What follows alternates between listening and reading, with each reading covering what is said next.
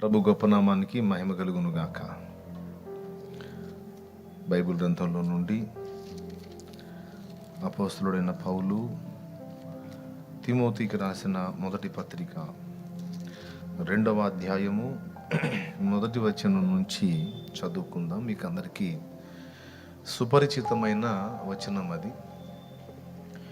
నా కుమారుడా, తిమోతికి రాసిన మొదటి పత్రిక 2వ అధ్యాయము 1వ వచనం నుంచి, మనము సంపూర్ణ భక్తియు మాన్యతయు కలిగి నెమ్మదిగాను సుఖముగాను బ్రతుకు నిమిత్తము అన్నింటికంటే ముఖ్యముగా మనుషులందరి కొరకును, రాజుల కొరకును, అధికారుల కొరకును విజ్ఞాపనములను, ప్రార్థనలను, యాచనలను, కృతజ్ఞతాస్తుతులను చేయవలెనని హెచ్చరించుచున్నాను.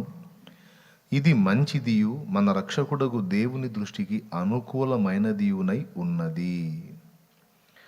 ఆయన మనుషులందరూ రక్షణ పొంది సత్యమును గూర్చిన అనుభవ జ్ఞానము గలవారై ఉండవలెనని ఇచ్చయించుచున్నాడు. చిన్న మాట ప్రార్థన చేసుకుందాం. ప్రేమ కలిగిన మా మహాపరిశుద్ధ తండ్రి, ఘనుడవగు దేవా, నీకు స్తోత్రము. ఈ ప్రత్యేక సమయంలో మమ్మల్ని అందరినీ లాగున సమకూర్చి నీ దివ్య సన్నిధిని మేము ఆనందించి నిన్ను మహిమపరిచే భాగ్యం ఇచ్చినారు. స్తోత్రమయ్యా. నా తండ్రి, మేము చెల్లించిన కృతజ్ఞతాస్తుతులు, చేసిన ప్రార్థన పూర్వకమైనటువంటి గీతాలాపన మీరు గైకొన్నారు. అది ఆలకించి మీరు మాకు జవాబిస్తారని రూఢిగా నమ్ముచున్నాం. దేవా, మీకు మళ్ళొక్కసారి కృతజ్ఞతాస్తుతులు చెల్లిస్తున్నాం. ఈ సమయమందు నీ బిడ్డలందరికీ కూడా అవసరమైన ఆత్మీయ ఉపదేశము అన్ని విధాలా నా తండ్రి అందరి ప్రయోజనము నిమిత్తం ఉపకరించేటువంటి సందేశము మా అందరికీ నీ అనుగ్రహించమని వేడుకుంటున్నాం. నిదాసుడు బలహీనుడు నా ప్రభువా, నీ సిలువ చాటున మరుగు చేయి, నీ రక్తము కింద నాయన భద్రపరచు, నీ స్వరము వినిపించమని, అది అందరికీ మేలని ప్రార్థన చేస్తున్నాం. ఉపదేశాన్ని అడ్డగింప చూసే దురాత్మ సైతాను అంధకార చీకటి శక్తుల ప్రభావం నజరేయుడగు యేసుక్రీస్తు నామంలో బంధిస్తున్నాం.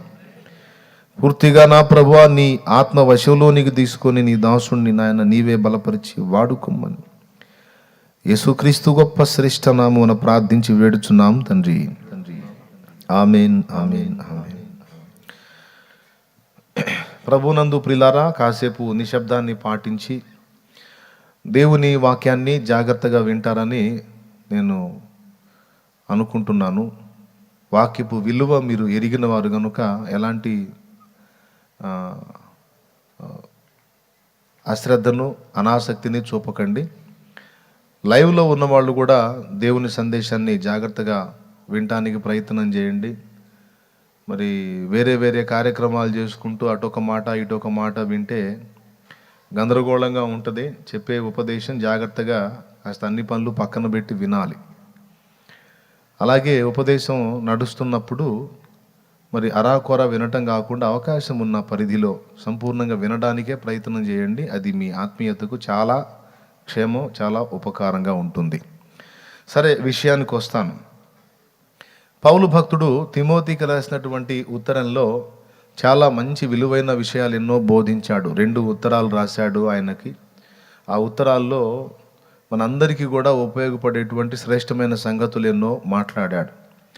వాటిల్లో ఒక అంశము ఇప్పుడు మనం చదువుకున్నటువంటి వచనం, మనము సంపూర్ణ భక్తియు 2 మాన్యతయు కలిగి నెమ్మదిగాను సుఖముగాను బ్రతుకు నిమిత్తము అన్నింటికంటే ముఖ్యముగా మనుషులందరి కొరకును, రాజుల కొరకును, అధికారుల కొరకును విజ్ఞాపనములను, ప్రార్థనలను, యాచనలను, కృతజ్ఞతాస్తుతులను చేయవలెనని హెచ్చరించుచున్నాను అన్నాడు. మనం సంపూర్ణంగా భక్తి జీవితాన్ని కొనసాగించుకోవాలి అన్న, మాన్యత అంటే గౌరవనీయత. గర్వము వేరు, గౌరవము వేరు. గర్వం అంటే అహంతో చరించటం. గర్వం అంటే, గౌరవం అంటే విలువగా జీవించటం, అవతలి వారి చేత మర్యాదగా గౌరవించబడుతూ జీవించేటువంటి జీవితం. గౌరవనీయులైన ఫలానా మంత్రి గారు, గౌరవనీయులైన ఫలానా అధ్యక్షులు గారు అంటారు. దానికే మరొక విధంగా మాన్యశ్రీ అంటారు. మాన్యులు అంటే గౌరవనీయులు అనే అర్థం కూడా వస్తుంది. గౌరవనీయులు అనే అర్థం ముఖ్యంగా. మనము సంపూర్ణ భక్తియు అంటే చేసుకునే భక్తి సంపూర్ణంగా చేసుకుని తృప్తిగా భక్తి జీవితంలో మనం కొనసాగాలంటే మొదటిది. రెండవది గౌరవనీయంగా బతకాలంటే. మూడవది ఎలాంటి తొందర లేకుండా నెమ్మదిగా బతకాలంటే. నాలుగవది ఉన్నంత వరకు కాస్త సుఖజీవనం చేయాలి అంటే. ఈ 4 మనకు లభించాలి అంటే అన్నింటికంటే ముఖ్యముగా ఒకటి చేయాలని చెప్పాడు. ఖచ్చితంగా ఈ 4 మనం కోరుకుంటాం. సంపూర్ణ భక్తియు అంటే భక్తిలో అరాకొరా చేయటం ఉంది, సంపూర్ణంగా భక్తి చేయటం ఉంది అని కూడా గుర్తించాలి. భక్తిలో 2 రకాలు ఉంది.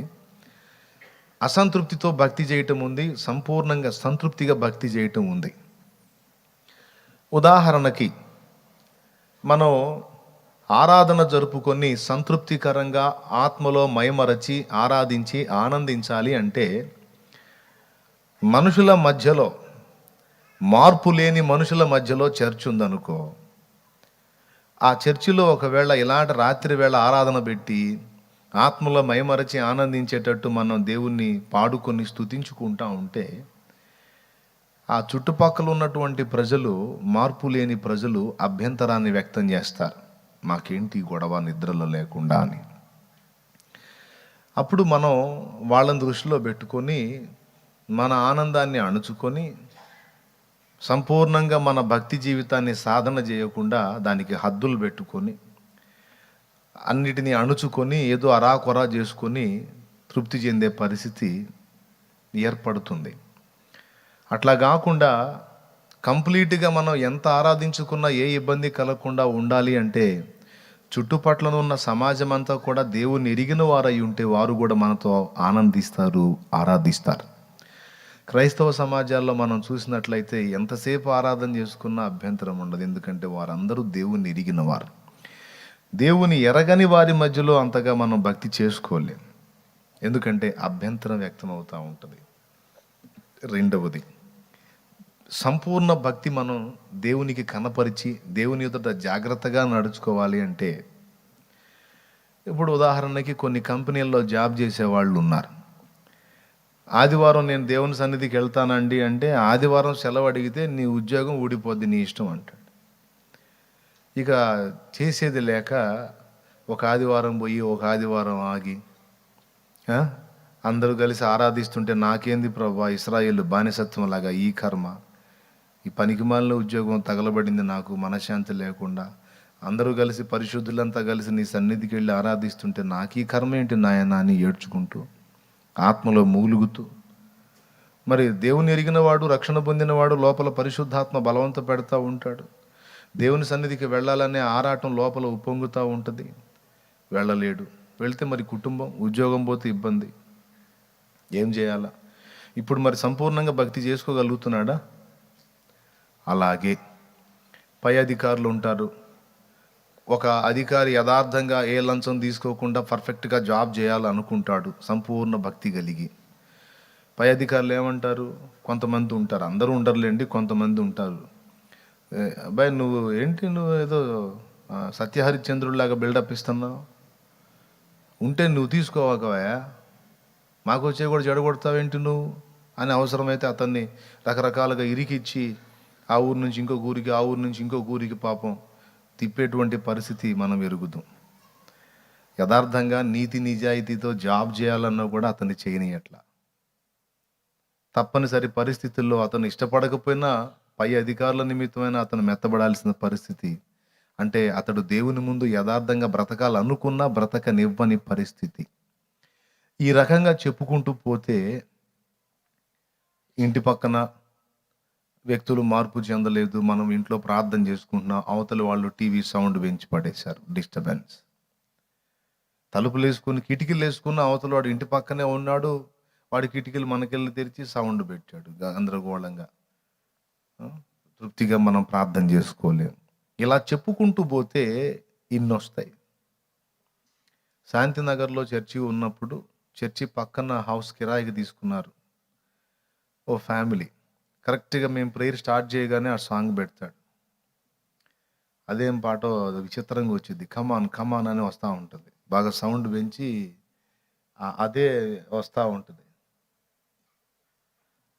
కావాలని పెంచేవాడు. తర్వాత దేవుడు వానికి ఇచ్చే పనిష్మెంట్ ఇచ్చాడులే. తర్వాత నేనే ప్రార్థన చేశాను. దేవునికి స్తోత్రం, హల్లెలూయా. కరెక్ట్గా మనం ప్రార్థన చేసుకునే టైంకి రేజ్ చేస్తాడు. చాలా అభ్యంతరంగా ఉండే, చాలా డిస్టర్బెన్స్గా ఉండే.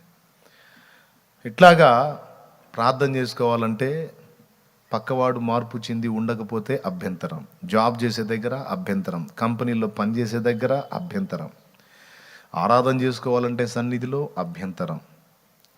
ఈ రకంగా మనం సంపూర్ణంగా భక్తి చేయడానికి వీలు లేకుండా ఎన్ని అభ్యంతరాలో.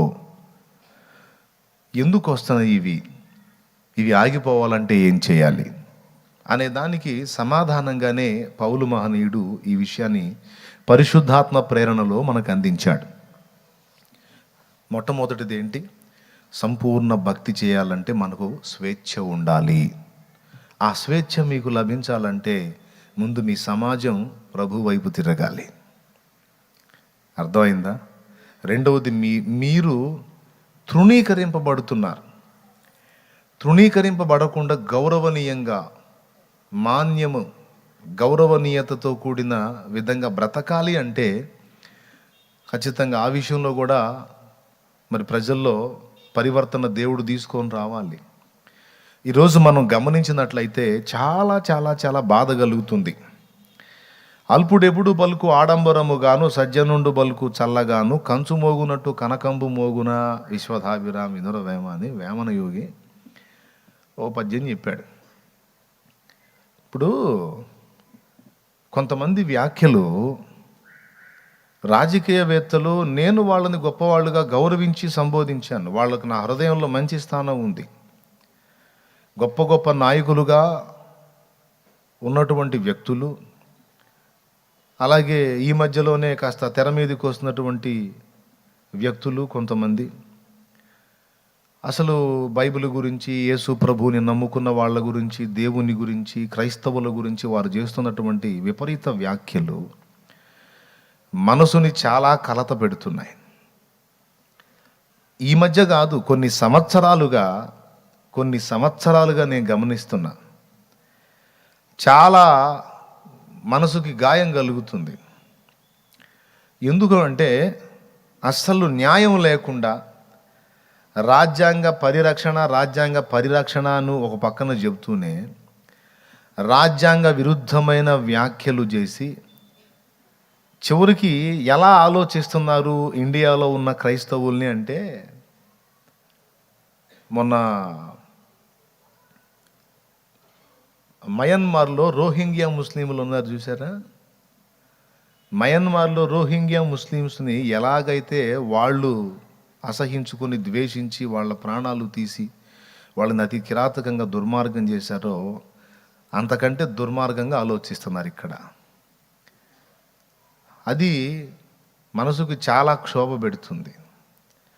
యేసు ప్రభుని నమ్ముకొని యేసు ప్రభు మార్గాన్ని అనుసరించి క్రైస్తవుడైన వాడు అసలు ఇండియాకి చెందినోడే కాదు, అసలు వాడు పరాయి దేశస్థుడు, అసలు మన ఇండియా వాడు కాదు, వాడు ఇండియన్ కాదు, వాడు విదేశీయుడు అని వాళ్ళ హృదయాల్లో అలా ప్రతిష్ఠ చేసుకున్నారు. క్రిస్టియన్ అంటే వాడు విదేశీయుడు, ఇండియన్ కాదు. ఇండియాలో ఓన్లీ హిందువు మాత్రమే ఉండాలి, ఇక వేరే విశ్వాసాన్ని అవలంబించేవాడు ఎవడూ కూడా గౌరవనీయతగా ఉండకూడదు, వాడు అవమానపరచబడాలి, తృణీకరించబడాలి, వాడికి స్వేచ్ఛ ఉండకుండా వాడిని అనుక్షణం అడ్డుకోవాలి అని భయంకరమైనటువంటి రీతిలో పోరాటం జరుగుతుంది. మీ అందరికీ తెలిసిన సంగతే అది. ఇలాగా ఈ మధ్య కాలంలో వచ్చేటప్పటికీ ముఖ్య నాయకులుగా ఉన్నవాళ్ళు కాస్త యేసుక్రీస్తునందు విశ్వాసం ఉంచిన కుటుంబంగా వెల్లడైనందున ఆ వ్యక్తిని ఆ కుటుంబాన్ని దృష్టిలో పెట్టుకొని టోటల్ క్రైస్తవ్యం మొత్తాన్ని కూడా క్రైస్తవులందరినీ కూడా భయంకరంగా ద్వేషించేటువంటి దుర్మార్గపు మాటలు, వాళ్ళ అక్కసు, వాళ్ళ ఆంతర్యాల్లో దాచుకున్న ఆ విషపూరితమైనటువంటి దురుద్దేశాలన్నీ కూడా ఒక్కొక్కటిగా బయటికి వెళ్ళగక్కుతున్నారు కొంతమంది. ఒకప్పుడు వాళ్ళ మీద నాకు కొంచెం రెస్పెక్ట్ ఉండేది. నిన్న మొన్న వాళ్ళ మాటలు విన్నప్పుడు చాలా బాధ కలిగింది. ఇప్పుడు నా పాయింట్ ఏంటంటే, యేసు ప్రభుని ఒక వ్యక్తి నమ్ముకునే స్వేచ్ఛ ఇండియాలో ఎవరికీ లేదా? ఒక వ్యక్తికి రాజ్యాంగం ఇచ్చినటువంటి హక్కు ప్రకారం తన అంతరాత్మ ప్రబోధానుసారముగా ఆర్టికల్ 25 అదే కదా, ఆర్టికల్ 25లో అంతరాత్మ ప్రబోధానుసారం ఒకడు తనకు నచ్చిన మతమును అవలంబించవచ్చు, తనకు నచ్చిన దైవమును విశ్వసించవచ్చు. దాన్ని ఎవడు అడ్డగించినా, అది పొరపాటు అని వ్యాఖ్యానించినా, దాని విషయమై పొరపాటుగా మాట్లాడినా అది నేరం. ఇతరుల యొక్క స్వేచ్ఛను, ఇతరుల యొక్క మనోభావాలను దెబ్బతీసినట్లు గనుక అది నేరం అవుతుంది. ఎవడు అలాగ చేయడానికి లేదు. ఇండియాలో ఉన్నటువంటి ప్రజలు మరి భిన్నత్వంలో ఏకత్వం అనే పదాలు తరచూ వాడతారు కదా, అలాగా అనేక రకాల మతాలు, విశ్వాసాలు, దైవములు ఇత్యాది రకరకాల విషయాలు ఉన్నాయి. కాబట్టి ఎవరికి నచ్చిన విశ్వాసాన్ని వాడు అవలంబించుకోవచ్చు. ఒకడు అంటాడు అసలు ఏ దేవుడు లేడు, నేను దేవుడే లేడని నాస్తికుడిగా ఉంటానంటే అయినా వాడిని ఏం అనడానికి లేదు. నాకు ఇలాగా తిరుపతిలో ఉన్న దేవుడు ఇష్టం అంటే సరే పో బాబు అంటమే, వాడిని అడ్డగించకూడదు. నాకు ఫలానా మసీదులో ఉన్న దేవుడు ఇష్టం అంటే సరే పో బాబు అది నీ ఇష్టం. నాకు బుద్ధుడు ఇష్టం అంటే సరే పో బాబు. నాకు చర్చిలో ఉన్న దేవుడు యేసు ప్రభు ఇష్టం అంటే సరే పో బాబు. ఎవరిని ఆటంకపరచకూడదు. అలాగూ వెళ్ళినందున ఎవరిని తృణీకరించి మాట్లాడకూడదు. అది రాజ్యాంగం చెప్పినటువంటి రూల్, రాజ్యాంగం ఇచ్చినటువంటి అధికారం. కొన్ని సంవత్సరాలుగా నేను గమనిస్తున్నా, వేరే వాళ్ళు ఒక సామాన్యులంటే అది తీసేద్దాం, రాజకీయ నాయకులుగా ఉన్నతమైన అంతస్తులను కూడా చవి చూసినటువంటి వ్యక్తులు సైతం బుద్ధిహీనులుగా మాట్లాడుతున్నారు ఈరోజు రాజ్యాంగ విరుద్ధ వ్యాఖ్యలు. వాళ్ళు చేసే వ్యాఖ్యలకు వాళ్ళు ఆధారం చూపలేరు, కానీ ఏదో ఒకటి మాట్లాడాలి కదా. ఒకరి మీదున్న అక్కసుతో టోటల్గా అందరిని హామానులు బయలుదేరారు ఈ మధ్య. హామానులు, బైబిల్లో హామాను ఉంటాడు. మొర్దెకాయ మీద బాధతో, మొర్దెకాయ మీద అక్కసుతో, మొర్దెకాయ మీద ఈర్ష్యతో యూదులందరినీ హతం చేయాలనేటువంటి దుర్మార్గపు ఆలోచన చేసి వాడే నాశనం అయిపోయిన హామాన్ లాంటి వాళ్ళు బయలుదేరారు. చెరపకురా చెడేవని ఒకడిని నాశనం చేయడానికి చూస్తే వాడే నాశనం అయిపోతాడు. అది లోకోక్తి కూడా. ఇప్పుడు నా పాయింట్ ఏంటంటే, దుర్మార్గంగా అన్యాయంగా కులం పేరుతో అంటరానితనం అనేటువంటి ఒక దుర్మార్గపు ఆచారంతో దళితుల్ని వెలివేసి అవమానపరిచి ఎన్నో రకాలుగా గాయపరిచి ఈనాటికి కూడా చాలా ప్రదేశాలలో దళితునికి సరైనటువంటి గౌరవం లేకుండా ఈరోజు కూడా అంటరానితనం కొన్ని ప్రదేశాల్లో అమలు చేసుకుంటూ ఈనాటికి కూడా దళితుడిని తృణీకరించేటువంటి దుర్మార్గపు స్థితిలోనే ఈ దేశం నడుస్తుంది. ఇప్పుడు దళితులు అంటరాని వాళ్ళు అని ఆనాటి నుంచి ఈనాటి దాకా వాళ్లకు జరిగిన అవమానాలు నాకు తెలిసి ఇంకా ఏ వర్ణానికి కూడా జరిగి ఉండవు. మంచినీళ్ళు తాగటానికి పల్లెలో నుంచి ఊళ్ళోకి వచ్చినందుకు, మంచినీళ్ళు తీసుకెళ్ళడానికి వచ్చినందుకు బట్టలన్నీ ఊడదీసి అక్కడే కూర్చోబెట్టి వాళ్ళని తలా ఒక చెప్పు దెబ్బ, చేతి దెబ్బ, ఇద్దరు లేడీస్నండి, ఇద్దరు ఆడవాళ్ళని చిత్రవద చేశారు. అలాగే గుర్రం ఎక్కి వివాహం సందర్భంగా గుర్రం ఎక్కాడని ఒక దళితుడిని చంపేశారు. మొన్నటికి మొన్న ఒక దళిత స్త్రీ అన్యాయంగా పాడు చేయబడి చంపబడితే ఆ విషయంలో ఏ విధమైనటువంటి స్పందన లేదు. దానికి పట్టించుకున్న దిక్కే లేదు. వాళ్ళంతా దుర్మార్గం చేసిన వాళ్ళంతా బడాబాబులు కాబట్టి క్షేమంగానే ఉన్నారు. దళితులు అభివృద్ధి చెందారు, వాళ్ళు బాగున్నారు, వాళ్ళు అలాగా వాళ్ళు ఇలాగని వాళ్ళ ఉద్ధరణ కోసం మేము పుట్టాము అనేటువంటి ఈ రాజకీయవేత్తలందరూ కూడా ఈనాటికి కూడా నేను చెబుతున్నా న్యాయం చేయలే, చాలా వరకు న్యాయం చేయలే. అంత ప్రసంగాలకే పరిమితం. కానీ ఎందుకో చెప్తున్నా, నిన్న మొన్నటి దాకా కులం పేరుతో దళితులకు దుర్మార్గం చేసినటువంటి రాజకీయవేత్తలు మరియు సమాజం ఇప్పుడు మతం ముద్ర తీసుకొచ్చి మళ్ళా దళితుల మీద దుర్మార్గం చేస్తున్నారు. మళ్ళా దళితుల మీదే ఈ దుర్మార్గం కూడా దళితుల మీదే. ఆనాడు కులాన్ని బట్టి అంటరాని వాడిగా త్రోసేశాడు. ఈనాడు మతం చూపించి ఆ విదేశీ మతాన్ని విశ్వసించినందున ఆ మతాన్ని నమ్మినోడు, ఆ మత ప్రచారం చేసేవాడు, ఆ మతంలో కొనసాగేవాడు మొత్తం కూడా అంటరాని వాళ్ళు. వాళ్ళను ద్వేషించండి, వాళ్ళను తరిమి తరిమి కొట్టండి, వాళ్లకు స్వేచ్ఛనివ్వకండి, వాళ్ళని అడ్డగించండి అని ఈరోజు ఆనాడు కులం పేరిట చేసిన దుర్మార్గాన్ని ఇప్పుడు మతం పేరిట. ఎందుకంటే ఇండియాలో అలాగే ఆంధ్ర రాష్ట్రంలో కావచ్చు, తెలంగాణలో కావచ్చు, ఇంకా మరికొన్ని ప్రాంతాల్లో, ఒరిస్సాలో కావచ్చు, ఎక్కువ శాతం యేసు ప్రభుని నమ్ముకుంది దళితులే. ఎక్కువ మంది మెజారిటీ ఎవరున్నారు క్రిస్టియన్స్లో అంటే దళితులే. అంటే ఆనాడు జరిగిన అంటరానితనం కులం పేరిట జరిగితే మరి ఈనాడు జరుగుతున్న ఈ అంటరానితనం, ఈ వెలివేత, ఈ దుర్మార్గం ఇప్పుడు మతం పేరుతో చేస్తున్నారు. ఏమండి, ఒక పెద్ద ఆయన వచ్చి తిరుపతి ప్రచారంలో మాట్లాడుతున్నాడు, భగవద్గీత పార్టీ కావాలా, బైబిల్ పార్టీ కావాలా అని. బైబిల్ ఒక పార్టీ చేశారా అయ్యా? భగవద్గీత ఒక పార్టీ చేశారా? ఖురాన్ ఒక పార్టీ చేశారా? 3 పార్టీలు చేశారా? ఒక దేశమా, 3 దేశాలా? ఒక రాష్ట్రమా, లేకపోతే ఒక రాష్ట్రమే 3 రాష్ట్రాలు కావాలా? ఒక మాట అడుగుతానండి, బైబిల్ని నమ్మినోడు, బైబిల్ని చేతబట్టుకొని తిరిగేవాడు, బైబిల్లో ఉన్న దేవుణ్ణి విశ్వసించేవాడు భారతీయుడు కాదా? స్వాతంత్రోద్యమంలో యేసు ప్రభుని నమ్మినవాడు క్రైస్తవుడు త్యాగం చేయలేదా? ఎంతమంది చేశారో ఆ లిస్టు మొత్తం నా దగ్గర ఉంది, వదిలేసేయండి. బార్డర్లో, మిలిటరీలో, సిఆర్పిఎఫ్లో కానీ, ఆర్ఏఎఫ్లో కానీ, నేవీలో కానీ, ఎయిర్ ఫోర్స్లో కానీ క్రైస్తవులు లేరా? ఇండియా భద్రత కోసం ఓన్లీ హిందువే కష్టపడుతున్నాడా?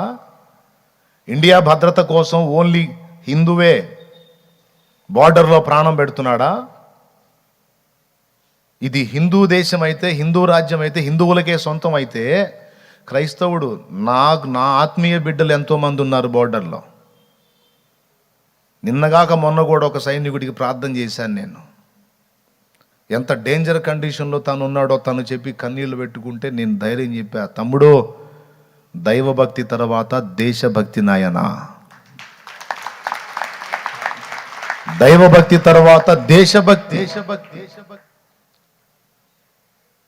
కాబట్టి నువ్వు ఒకవేళ అశువులు బాసిన అది దేశం కోసం, మీరు అక్కడ త్యాగం చేస్తే దేశంలో ప్రజలు సుఖంగా ప్రశాంతంగా బ్రతుకుతారు.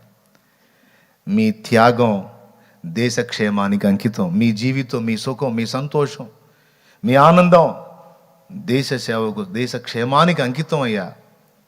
దీనికి బట్టి దేవుడు దీవెన మీకు ఉంటుంది అని ధైర్యపరిచి ప్రార్థన చేసి పంపించా. నా బిడ్డలు ఉన్నారండి, యెషయా అనే ఒక తమ్ముడు ఉన్నాడు, బార్డర్లో ఉన్నారు. ఇండియా ఒక్క మతానికి చెందిందా? ఒక మతానికి చెందిందైతే మరి బార్డర్లో ఎందుకు అన్ని మతాలకు చెందిన వాళ్ళని తీసుకున్నారు? ముస్లిం లేడా బార్డర్లో? ముస్లింలు ప్రాణం పెట్టట్లేదా? క్రిస్టియన్ ప్రాణం పెట్టట్లేదా? ఓన్లీ హిందూ మతానికి చెందిన వాళ్ళు మాత్రమే బార్డర్లో ప్రాణాలు పెడుతున్నారా? ఒక మతాన్ని బట్టి ఒక సమాజాన్ని ద్వేషిస్తే అది ఎన్నిటికి టచ్ అవుతుందో ఇంకితం ఉందా అధికారులకి, మాట్లాడేటువంటి వ్యక్తులకి, రాజకీయవేత్తలకి? కనీసపు బుద్ధి జ్ఞానం వాళ్ళకి ఏమైపోయిందో నాకు అర్థం కావటల్లా. మిలిటరీలో అసూలు బాస్తున్నారండి అన్ని మతాలకు చెందిన వాళ్ళు. సిక్కులు ఉన్నారు ప్రాణం పెట్టిన వాళ్ళల్లో, క్రైస్తవులు ఉన్నారు, ముస్లింలు ఉన్నారు. ఒక మతానికి చెందిందా ఇండియా? మరి అట్లయితే అన్ని మతాల వాళ్ళు ఎందుకు నాయన చావాలి? దేశ రక్షణ కోసం ఉద్యోగాలు చేస్తున్నారు వాళ్ళు అంటారా? సైనికుడి శవం మీద పడి తన కన్న బిడ్డ ఏడుస్తుంది. ఎన్ని కోట్లు ఇస్తావు? ఎన్ని కోట్లు పెట్టి ఆ తండ్రిని తిరిగి ఆ కూతురికి ఇస్తావు నాయనా? తండ్రి శవపేటకు ముందుకు వస్తే పెద్దగా ఏడ్చి నిభాళించుకొని చెయ్యెత్తి శాల్యూట్ చేసి మేరా భారత్ మహాన్ అంది ఆ బిడ్డ. మేరా భారత్ మహాన్.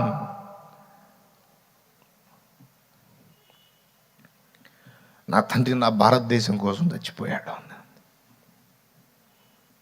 అలాగే ఎంతోమంది కన్నబిడ్డల కన్నీళ్లు ఉన్నాయి. క్రైస్తవుడు, ముస్లిము, హిందువు, సిక్కు అన్న భేదం లేకుండా ఏమైపోయింది? ఎందుకు ఆలోచించట్లేదు? నేను చెప్తున్నాను, అన్ని శాఖల్లో ఉన్నటువంటి క్రైస్తవులు స్పందించాలి.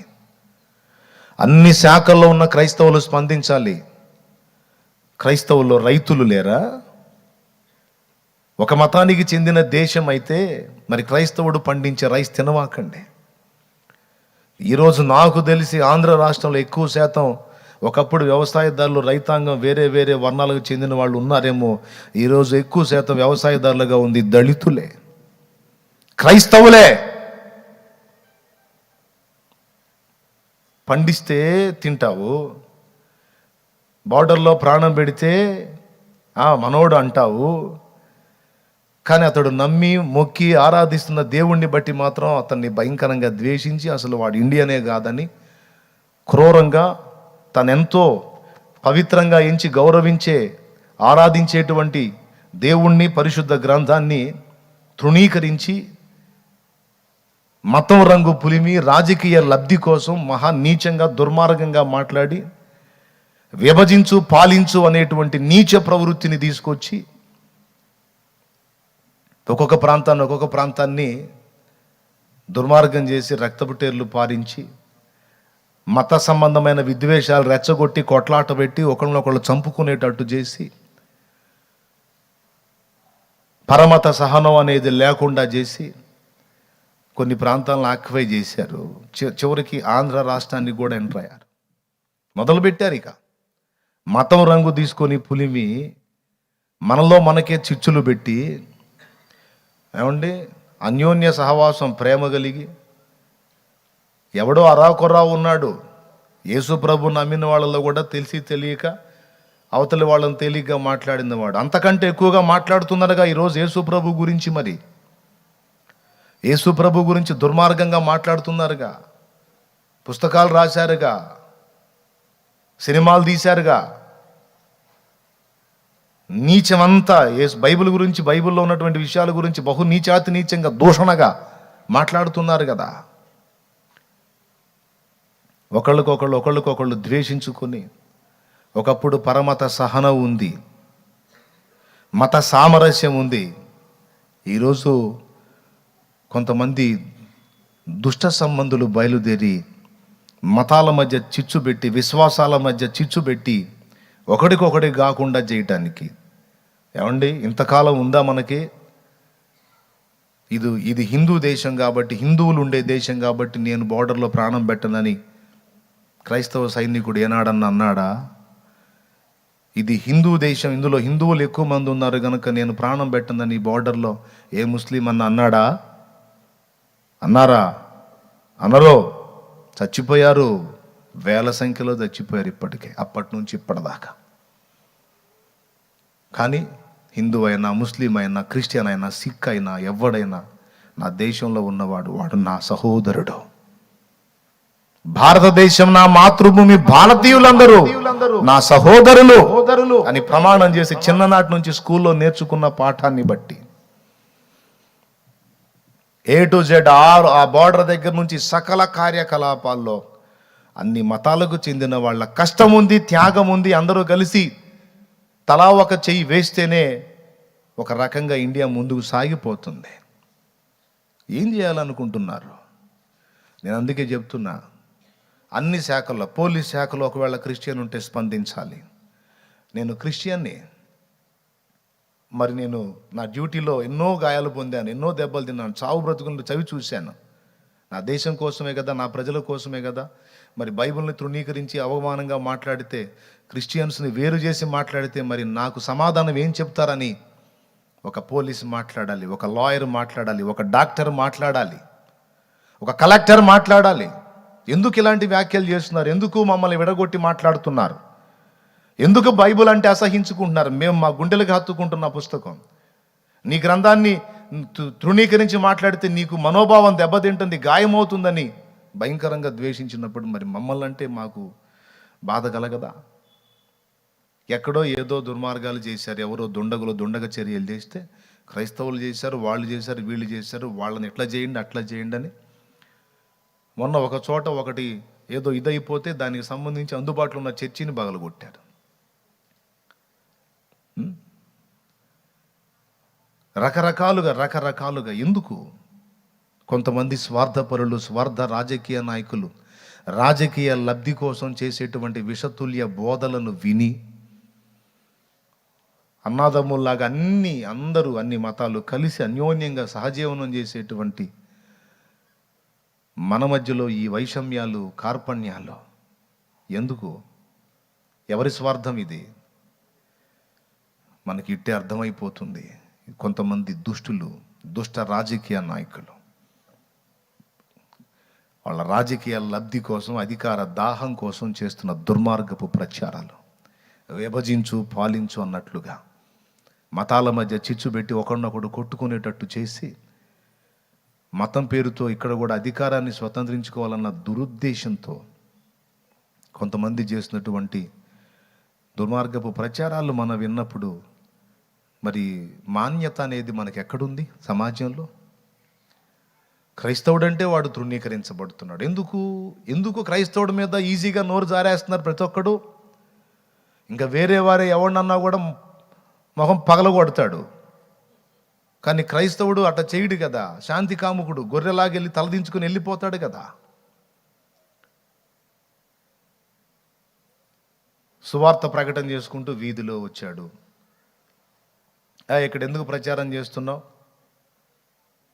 ఇక్కడ మా గుడి ఉంది, నువ్వు చేయడానికి వెళ్ళు. సార్ తెలియక వచ్చాం సార్, వెళ్తున్నాం.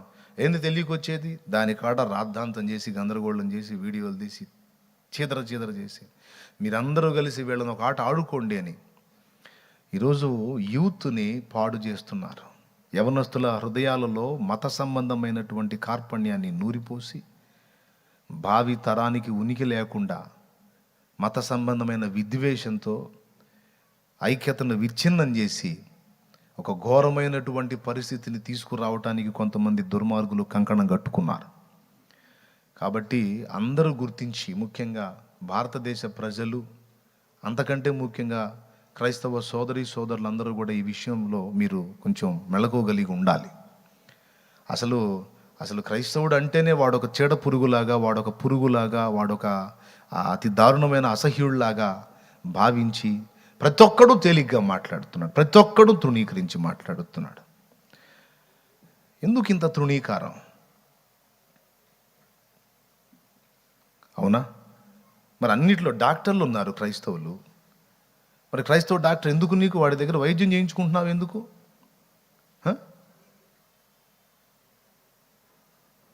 మళ్ళా కొంతమంది మరి క్రైస్తవ దేశాలకు వెళ్ళి వాళ్ళ దగ్గరికి వెళ్ళి మనం సత్సంబంధాలు కలిగి ఉందామని వాళ్ళతో పోయి అడుక్కొచ్చుకోవటం ఎందుకు? మాట్లాడుకోవటం ఎందుకు?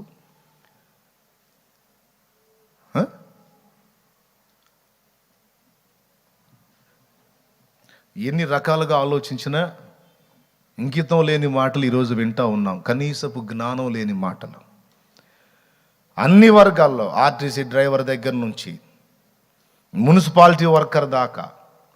మున్సిపాలిటీ వర్క్ చేసే వాళ్ళు ఎంతమంది క్రైస్తవులు ఉన్నారో మరి మేము అంటరాని వాళ్ళంగా, మా బైబిల్ అపవిత్రమైందిగా, బైబిల్ మాది సపరేట్గా, మేము మున్సిపల్ వర్క్ చేయమంటే ఎక్కడదక్కడ మురిగిపోయింది. ఆఖరికి నువ్వు చస్తే తగలబెట్టే వ్యక్తి కూడా ఈ రకంగా ఎక్కడా క్రైస్తవుడు చేయలేకుండా ఉంది ఇండియాలో. మరి విడగొట్టావు కదా, మరి వీళ్ళ నుండి జరిగేటువంటి సేవంతా ఆగితే ఏమైద్ది? మేమందరం తృణీకరింపబడుతున్నాం, మా గ్రంథం అవమానపరచబడుతుంది, మేము నమ్మి ఆరాధించే దేవుణ్ణి తేలిగ్గా మాట్లాడుతున్నారు, మా గాయం కలుగుతుంది అని అందరూ నోరు తెరిస్తే అప్పుడు అర్థమైద్ది ఒక్కొక్కడికి. దయచేసి ఈ మాటలు అందరూ, మన ముఖ్యంగా దేవుని బిడ్డలందరూ కూడా స్పందించి ఈ విషయంలో గళం విప్పాలి, నోరు తెరవాలి. ఎందుకు మేము ఇండియన్స్ కాదా? మా ఇష్టం వచ్చిన దైవాన్ని మేము ఆరాధించుకొని, మేము మొక్కి ప్రార్థన చేసుకొని, మేము నమ్మి ఫాలో అవటానికి మాకు లేదా హక్కు లేదా? ఎవరెవరు ఎంతెంత సేవ చేశారో సమాజానికి వాళ్ళందరూ ముందుకొచ్చి అవసరమైతే మాట్లాడాలి. ఈరోజు ఏ మీడియాను ఆధారం చేసుకొని ప్రతి ఒక్కడు మాట్లాడుతున్నాడో అదే మీడియాని ఉపయోగించి మాట్లాడండి, నోరు తెరచి అడగండి, ప్రశ్నించండి. తలదించుకొని సజ్జనుడు తలదించుకొని కొన్నిసార్లు వెళ్ళటం క్షేమం, కొన్నిసార్లు తలదించుకొని వెళ్ళటం ప్రమాదకరం. కొన్నిసార్లు క్షేమం, తలదించుకొని తగ్గించుకొని వెళ్ళటం కొన్నిసార్లు ప్రమాదకరం నోరు తెరవకపోతే.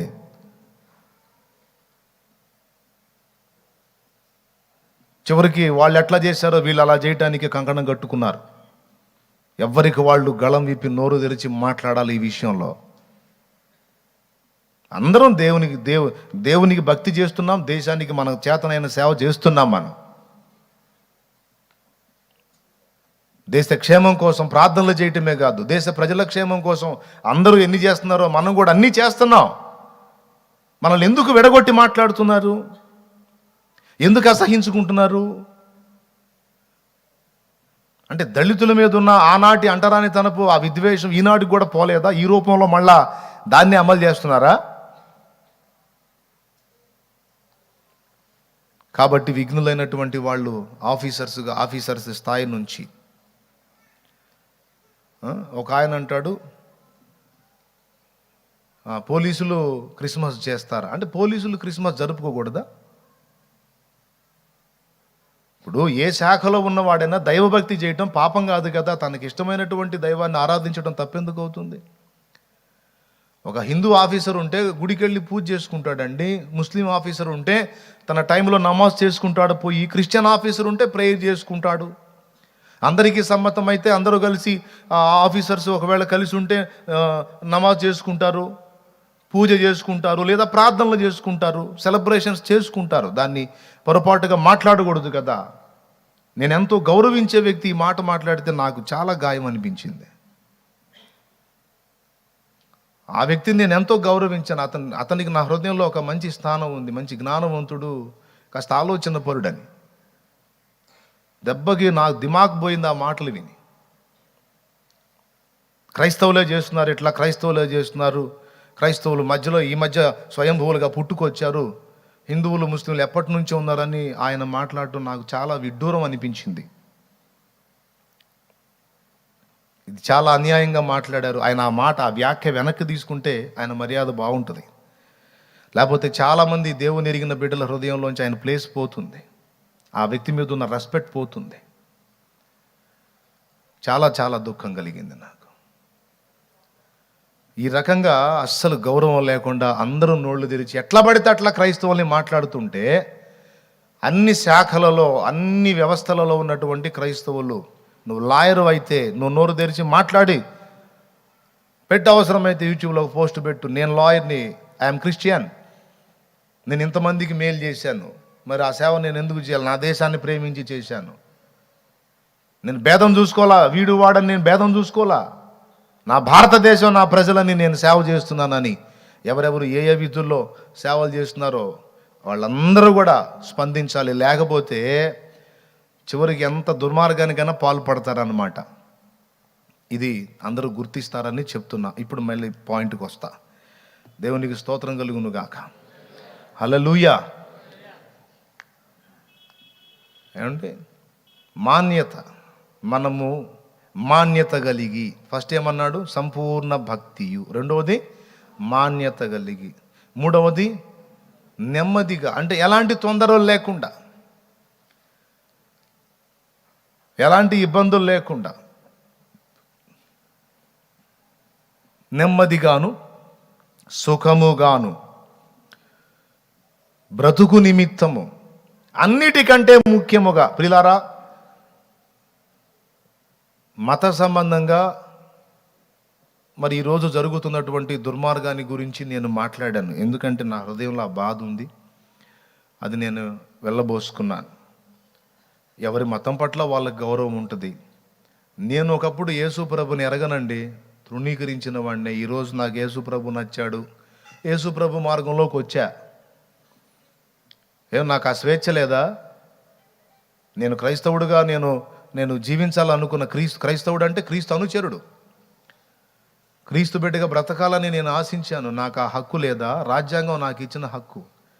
ఒకడు అంటాడు, ఒకడు ఫోన్ చేసి మీ నాన్న పేరేంది, మీ తాత ఈడేదో పెద్ద ఆఫీసర్ లాగా, ఈడు అధికారిలాగా. నీకెందుకురా మా తాత పేరు మా నాన్న పేరు? అసలు నువ్వెవడివి? నువ్వేం ప్రభుత్వాధికారివా? నువ్వేమన్నా నాకు ఇస్తున్నావా? నన్ను ఎందుకు అడుగుతావు నువ్వు? మీ తాత ఎవరు, మీ నాన్న ఎవరు, నీ పేరేంటి, అసలు నీ పాత పేరేంటి, అప్పటి పేరు? అరే నాకు 100 పేర్లు పెట్టుకుంటా నేను. నాకు ఇష్టం వచ్చింది, ఈరోజు నేను క్రైస్తవ్యంలో కొనసాగుతా, నాకు నొప్పి పుట్టింది ముస్లిం అవుతా, అందులో కూడా నొప్పి పుడితే సిక్కునవుతా, అందులో కూడా నాకు నచ్చకపోతే బౌద్ధుడిని అవుతా, అందులో కూడా నచ్చకపోతే అసలు నాస్తికుడిని అవుతా. నువ్వెవడివి నన్ను అడగటానికి? ఒక మతాన్ని విశ్వసించినోడు అందులోనే ఉండాలి, వేరే మతంలోకి వెళ్ళకూడదని ఏమైనా రాసి ఉందా రాజ్యాంగంలో? ఉంటే చెప్పు, ఏ ఆర్టికల్లో ఉంది, ఏ విధానంలో ఉందో చెప్పు. అంటే వీళ్ళు నోరు తెరిచి బూతులు తిట్టరు, మాట్లాడరు, అసభ్య పదజాలం వాడరు. మనం ఎన్నైనా తిట్టొచ్చు, ఆడే నోరు మూసుకొని పడి ఉంటాడని ఫోన్లు చేసి ఎంత భయంకరంగా దూషణం. ఎందుకు? దాడికి ప్రతిదాడి చేయొద్దని చెప్పాడు కదా. కానీ ఎల్లకాలం అలా కొనసాగమని కూడా దేవుడు చెప్పలా. నోరు తెరిచి నిలదీయాలి, సమాజాన్ని అడగాలి. మేము మనుషులం కాదా? మాకు ఇష్టం వచ్చిన దాన్ని మేము ఫాలో అవటానికి మాకు అధికారం లేదా?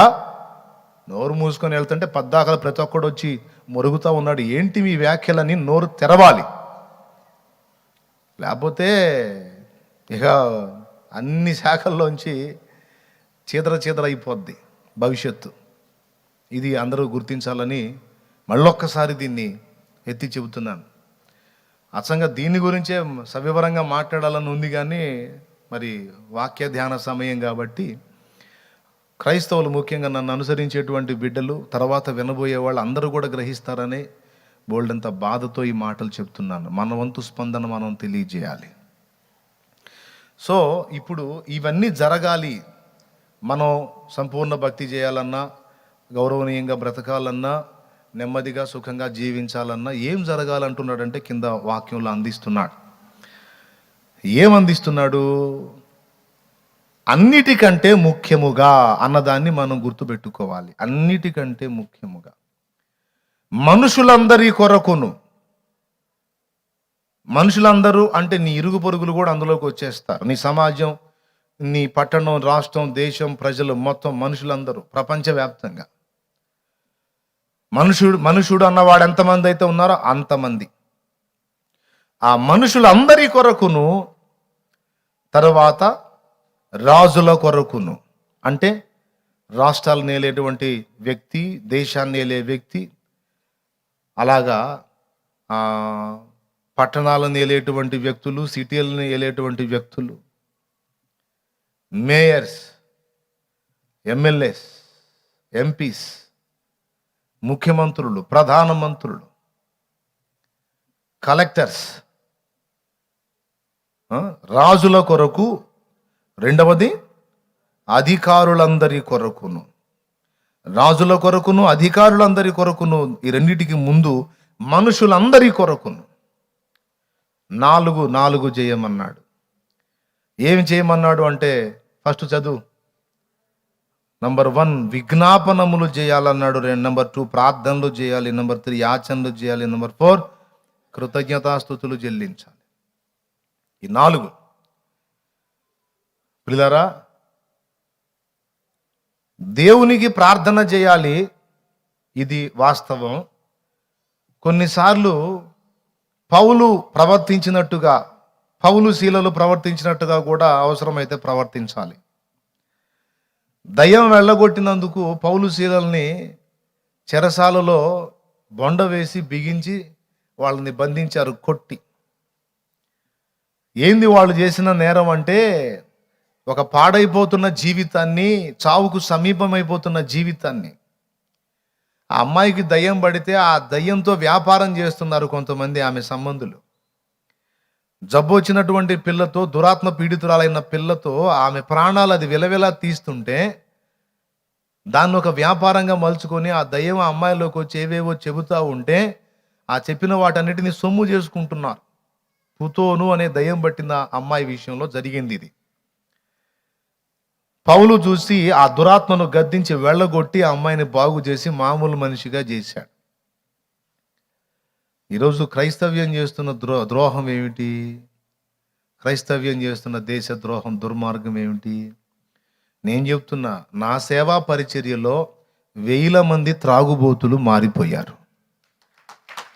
దేవుని కృపతో 1000 మంది వాళ్ళ కుటుంబాలతో పచ్చగా కాపురం చేసుకుంటున్నారు, భార్య బిడ్డల్ని బంగారంలా చూసుకుంటున్నారు, చక్కగా ప్లేస్ కొనుక్కొని, ఇల్లు కట్టుకొని, పైసలు సంపాదించుకొని హాయిగా బతుకుతున్నారు. ఒకవేళ ఈ సేవా పరిచర్య జరగకపోతే ఆ త్రాగుబోతులు ఇప్పటికీ అలానే ఉండేవాళ్ళుగా. ఈ పరిచర్య ద్వారా ఎంతో మంది బీదల్ని, నేను చెప్తున్నా, ప్రపంచం మొత్తాన్ని కాదు, దేశం మొత్తాన్ని కాదు, రాష్ట్రం మొత్తాన్ని కాదు, నేనున్న ఈ పట్టణంలో ఎంతో మంది బీదలు అన్న ఆహారానికి లేదని గేటు ముందుకు వచ్చి ఒట్టిగా పోయినోడు ఒక్కడు లేడు. నేను దేవుని సన్నిధిలో ఉండి చెప్తున్నా, క్రైస్తవుడు చేసిన దుర్మార్గం ఏంటి? తనకున్న దానిలో అక్కర గలవాన్ని ప్రేమించి సహాయం చేశాడు. అవతల వాడిది దోచుకొని లాక్కొని తినలేదే. తిన్నాడా? తినలా. తనకు వచ్చిన రాబడిలో దేవుని కొరకు, బీదల కొరకు అని 10వ భాగం తీసి, ఆ తీసింది తీసుకొచ్చి దేవుని సన్నిధిలో చెల్లించి, బీదల పోషణ కొరకు దాన్ని దేవుని సన్నిధిలో, ఒకడు అంటాడు దశంభాగం యేసుప్రభు అడిగాడు. యేసుప్రభు కోసం కాదు, దేవుని సన్నిధికి వచ్చే బీద, అంగ వైకల్యం కలిగిన వికలాంగులు, అనాథలు, విధవరాండ్రు, నిరుపేదలు ఎవరు వచ్చినా దేవుని సన్నిధిలో ఆహారముండు నిమిత్తము. మలాకి గ్రంథం 3వ అధ్యాయం 8వ వచనం చెప్తుంది, దీనులైన బిడ్డలు నా సన్నిధికి వస్తే వాళ్ళు ఒట్టి చేతులతో పంపబడకూడదు, వాళ్ళకి ఆహారం ఇవ్వాలి అనే వార్నింగ్ దేవుడు ఇచ్చినందున దేవుని ఎరిగిన వాళ్ళందరూ తమ రాబడిలోంచి కొంత సొమ్ము తీసి బీద బిక్కి పోషణ కోసం ఖర్చు పెడుతున్నారు.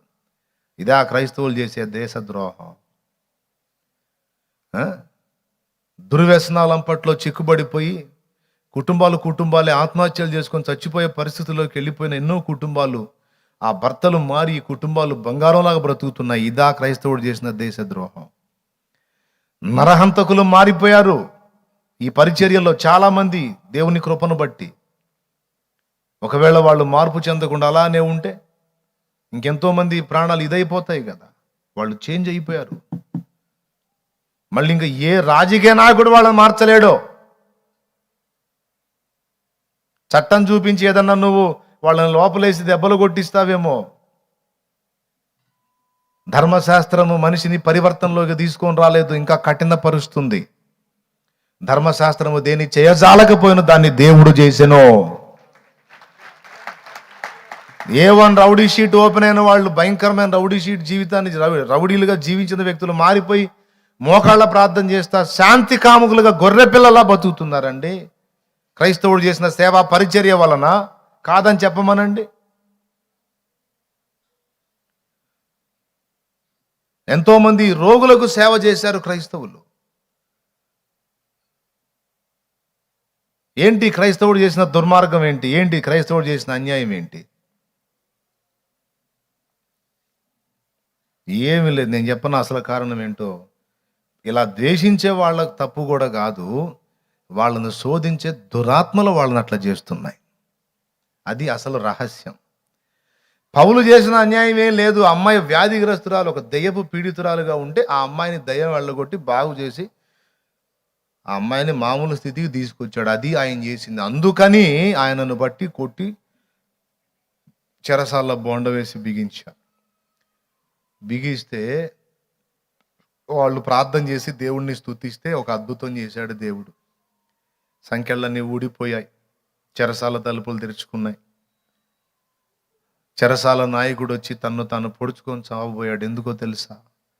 రోమా గవర్నమెంటులో ముద్దాయిని నిర్లక్ష్యం చేస్తే వాడు పారిపోయినా ఇంకొకటైనా ఆ సైనికుడికి, ఆ సైన్యాధిపతికి పనిష్మెంట్, శిక్ష, ఘోరమైన శిక్షలు ఉంటాయి. అందుకని ప్రాణం కంటే ఎక్కువగా భద్రత చూసుకోవాలి. కానీ ఏం చేద్దాం, అది దేవుడు చేసిన కార్యం కనుక వాడికి అర్థం కాల. ఇది ఎలా జరిగిందో తెలియదు. అధికారుల చేతుల్లో నేను చస్తాను కనుక ముందే చద్దామని కత్తి తీసుకొని పొడుచుకోబోయాడు. అప్పుడు చెరసాలలోనే అన్ని విడుదల వచ్చినా కూడా వెళ్ళిపోకుండా అక్కడే కూర్చున్నారు పౌలు శీలలు. సహోదరుడా, నీ ప్రాణము తీసుకొనవద్దు, మేము ఎక్కడికి పోలా, ఇక్కడే ఉన్నామని.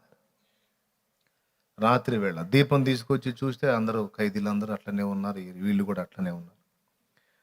అయ్యలారా, రక్షణ పొందుటకు నేనేమి చేయవాలని అన్నాడు. ప్రభు అయిన యేసునందు విశ్వాసం ఉంచుము, అప్పుడు నీవును నీ ఇంటి వారును రక్షణ పొందుదురు అని చెప్పి అతనికి, అతని ఫ్యామిలీకి రక్షణ ఇచ్చేశారు. అయిపోయిన తరువాత మరునాడు అధికారులు మాట్లాడుకొని వాళ్ళను పంపమని చెప్పారు. వాళ్ళు రోమా గవర్నమెంట్కు చెందినటువంటి వ్యక్తులు, రోమా పౌరసత్వం కలిగిన వాడు పౌలని తెలుసుకొని, మరి రోమా పౌరసత్వం కలిగిన వాడిని నిర్హేతుకంగా బంధించి శిక్షించకూడదు, దానికి మళ్ళీ భయంకరంగా ఉంటుంది. అందుకని భయపడే అధికారులు అతను రోమా పౌరత్వం కలిగిన వాడిని ఎరిగి పౌలును బయటికి పంపించడానికి ట్రై చేస్తే పౌలు ఏమన్నాడో తెలుసా? ఏ చెరసాల నాయకుడికి సువార్త చెప్పి రక్షణ ఇచ్చాడో ఆ నాయకుడే వచ్చి పై అధికారులు చెప్తున్నారయ్యా మీరు ఇక సుఖంగా పొండి అంటే, ఎందుకు పోతాం, నువ్వు పక్కనుండు అన్నాడు. ఎందుకు పోతాం, నువ్వు పక్కనుండు, మేము చేసిన నేరం ఏంటి, ఎందుకు మమ్మల్ని కొట్టారు, ఎందుకు మమ్మల్ని జైల్లో పెట్టారు, ఆ లాజిక్ ఏంటో చెప్పాలి కదా, రీజన్ చెప్పాలి కదా. నాకున్న హక్కును బట్టి నేను నిలదీస్తానని గట్టిగా నిలబడ్డాడు. కొన్నిసార్లు మనం ఎప్పుడూ ప్రార్థన చేయటం అవసరం. ఎందుకంటే వాళ్ళు దురాత్మ పీడితులుగా ఉన్నారు కనుక ఏం మాట్లాడతారో పాపం వాళ్ళకి తెలియదు, వాటి వశంలో ఉండి మాట్లాడతారు. అవి వెళ్ళిపోయేటట్టు ప్రార్థన చేయాలి. మనుషులంగా మనం ఉన్నాం కనుక రాజ్యాంగం మనకిచ్చిన హక్కును పరిరక్షించుకోవటానికి రాజ్యాంగబద్ధంగా మనం కూడా గళం విప్పాలి. పౌలు రెండూ చేశాడు. మనకేం చెబుతున్నాడు? ప్రార్థన చేయండి వీళ్ళందరి కొరకు అని చెప్పాడా? మరి ఆయన కూడా చెరసాల్లో మరి వాళ్ళు అన్యాయంగా బంధించి కొడితే గేటు తీసి ఇంకా పోండి అంటే సంతోషం ఆయన, దేవుని స్తోత్రం అని వెళ్ళలా. ఎట్లా తీసుకొచ్చి బంధిస్తారు, ఎట్లా రహస్యంగా వదిలేస్తారు అని నోరు తెరచి గళం విప్పి నిలదీశాడు. ఈ రెండు పౌలు మనకు చూపుతున్న మాదిరి. నోరు తెరిచి మాట్లాడాలి అవసరం అయితే. నీ దగ్గర ఇంకా ఆధారాలు, నిరూపణలు ఇంకా ఏమైనా ఉంటే ఇంకా బాగా. ఇప్పుడు నేను కొన్ని విషయాలు చెప్పా, ఇంకా మంచి మంచి విషయాలు మాట్లాడే వాళ్ళు ఉన్నారు మా పెద్ద అన్నయ్యలో. మరి అన్నయ్యలు ఎందుకనో నోళ్ళు తెరవట్లా. మస్తు జ్ఞానవంతులు, వాళ్ళు నోళ్ళు తెరవాలా, మాట్లాడాలా, అందరికీ కొంచెం కనువిప్పు కలగాల, ఆలోచన కలగాల. నోరు మూసుకొని తలంచుకొని వెళ్ళిపోతుంటే ఎవడు కూడా అందరూ వచ్చి మీదపడి తన్నబోయే పరిస్థితి వచ్చింది. ఇది ఎలా న్యాయం, ఏంది, ఏ ప్రకారం మీరు ఎలా చేస్తున్నారని గళం విప్పనందుకేగా ప్రతి ఒక్కడు వచ్చి ఉరి మంగళం మీద పడ్డట్టు ప్రతి ఒక్కడు వచ్చి క్రైస్తవుడి మీద పడుతున్నాడు ప్రతిదానికి. ఎందుకంటే నోరు తెరవడు కాబట్టి. గళం విప్పాలి. మనుషుల ముందు కూడా అవసరమైతే నోరు తెరిచి మాట్లాడాలి. అలాగే ఆ మనుషులకు పట్టిన దయ్యాలు వదిలిపోవడానికి దేవుని ముందు నోరు తెరవాలి. ఇది అంశం. దేవునికి స్తోత్రం కలుగునుగాక. హల్లెలూయా. చెప్పు, గట్టిగా స్తోత్రం చెప్పు. మనకివ్వబడిన స్వేచ్ఛను కాపాడుకోవటానికి మనుషుల ముందు గళం విప్పాలి అవసరమైతే. అలాగే వాళ్లకు పట్టినటువంటి తుప్పు వదిలిపోయేటట్టు దేవుని ముందు మోకాళ్ళుని, దేవా వాళ్ళ కళ్ళు తెరు, వాళ్ళని ఆవరించిన దురాత్మలను వెళ్ళగొట్టున్నాయనని వాళ్ళ కోసం విజ్ఞాపన, ప్రార్థన, యాచన, కృతజ్ఞతాస్తుతులు చెల్లించాలి. లేకపోతే ఏం చేస్తారో తెలుసా? నీ భక్తి నిన్ను ప్రశాంతంగా చేసుకోనీరు. ఎందుకంటే వాళ్ళనే వాడుకుంటాయి దురాత్మలు. నీ భక్తి నిన్ను చేసుకోనీరు. నీ గౌరవనీయతని వాళ్ళు లక్ష్య పెట్టరు. అసలు నువ్వు ఒక మనిషి లెక్కలోనే వాళ్ళు చూడరు. మహాదుర్మార్గంగా ఆలోచిస్తారు. పాపం వాళ్ళు కాదు, వాళ్ళలో ఉన్న దురాత్మలు అట్లా. కాబట్టి దేవుని బిడ్డలారా, మీ అందరికీ కూడా మళ్ళీ ఒక్కసారి దేవుని ప్రేమను బట్టి బ్రతిమాలి చెప్తున్నాను. సమయం ఆసన్నమైంది. మనం జాగ్రత్తగా నోళ్ళు తెరవాలి. అయితే విరుద్ధ వ్యాఖ్యలు చేయకూడదు, దూషణ చేయకూడదు, రాజ్యాంగ వ్యతిరేకమైన మాటలు ఒక్కటి కూడా మాట్లాడకూడదు. మనకున్న హక్కు విషయంలో నోరు తెరవాలి. మనకు జరుగుతున్న అన్యాయం విషయంలో నోరు తెరవాలి. దేశం కోసం క్రైస్తవులంగా మనం చేస్తున్న త్యాగం, సేవ ఏందో, గతంలో ఏం చేశారో, ఇప్పుడు ఏం చేస్తున్నారో, అసలు పూర్వం ఏం చేశారో మొత్తం తెలియజేసి, మీకున్న హక్కు మాకు లేదా అని నిలదీయాలి. ఏదో ఎవరినో దృష్టిలో పెట్టుకొని ఎవరి మీదనో దుర్మార్గపు ఆలోచనలు చేయటం, వ్యాఖ్యలు చేయటం అనేది యుక్తం కాదు అని మనందరం నోళ్ళు తెరవాలి. అందరూ ఆలోచిస్తారు అనుకుంటున్నాను. ఎవరికి తగ్గ రీతిలో వారు స్పందిస్తారు అనుకుంటున్నాను. ఇప్పుడు నేను మాట్లాడిన పందాన్ని అనుసరించి అలాగా మాట్లాడవచ్చు. అప్పుడు హిందువులు కూడా అందరూ ఒకే రకంగా లేరండి. కొంతమంది సంస్కారవంతులు ఉన్నారు. నోళ్ళు తెరిచి వాళ్లే మాట్లాడుతున్నారు. అన్నదమ్ముల్లాగా ఉన్న మమ్మల్ని చిచ్చుబెట్టి విడగొట్టడానికి వచ్చారా, దుర్మార్గం చేయడానికి వచ్చారా అని నిలదీస్తున్నారు. స్త్రీలు పురుషులు మొత్తం వాళ్ళు నోళ్ళు తెరిచినంత మాత్రం మనం నోళ్ళు తెరవకపోతే ఎట్లా? తెరవాలి. ప్రతి ఒక్కడు మీడియా ఉందని వాడుతున్నాడు కదా, వాడాలి మనం కూడా. దేవునికి స్తోత్రం కలుగునుగాక. హల్లెలూయా. వాడి ఏదో దుర్మార్గపు మాటలు మాట్లాడద్దు. న్యాయం అడగండి, ధర్మం అడగండి, అన్యాయాన్ని ఎదిరించండి. అది ఒరిజినల్ క్రిస్టియానిటీ. యేసు ప్రభు తనకు అన్యాయం జరుగుతున్నప్పుడు మౌనంగా ఉన్నాడు. ఎదుటివాడికి అన్యాయం జరిగినప్పుడు నిలదీశాడు. ప్రియులారా, గుర్తుపెట్టుకుని జాగ్రత్త పడదాం. మరి ఎందుకు ప్రార్థన చేయాలి? దేవునికి ప్రార్థన చేయమని చెప్పాడు కదా. ప్రార్థన చేయకుండా వాళ్ళందరినీ కంట్రోల్ చేయడా దేవుడు అంటే? చేయటానికి ఒప్పుకోదు రూలు. ఎందుకంటే భూమి మీద నిర్మించబడిన మానవునికి దేవుడు స్వేచ్ఛనిచ్చాడు. దేవుడు కదిలి భూమి మీద పనిచేయాలన్నా, సైతాను కదిలి భూమి మీద పనిచేయాలన్నా మనిషే తనంతట తాను తలుపులు తీయాలి. లేకపోతే దయ్యమైనా పనిచేయటానికి లేదు, దేవుడైనా పనిచేయటానికి లేదు. మీకు అందరికీ తెలిసిందే, దేవునికి తలుపులు మూసేసి దయ్యానికి తలుపులు తెరిచాడు మన మూలపెత్తరుడు. ఇది కొత్త విషయం కాదుగా. ఎప్పుడో తెరిచేశాడు తలుపులు. ఎవరికి మూశాడు? దేవునికి మూశాడు. ఎవరికి తెరిచాడు? అపవాదికి తెరిచాడు. అప్పటి నుంచి ఇక వాడి ఏలుబడి స్టార్ట్ అయింది. ప్రపంచం మొత్తం మీద, భూప్రపంచం మొత్తం మీద. మీకు అర్థమవుతుందా నేను చెప్పే విషయాలు? ఎంతమందికి అర్థమవుతున్నాయి? చేతులు ఎత్తండి, కొద్దిగా స్తోత్రం చెప్పండి.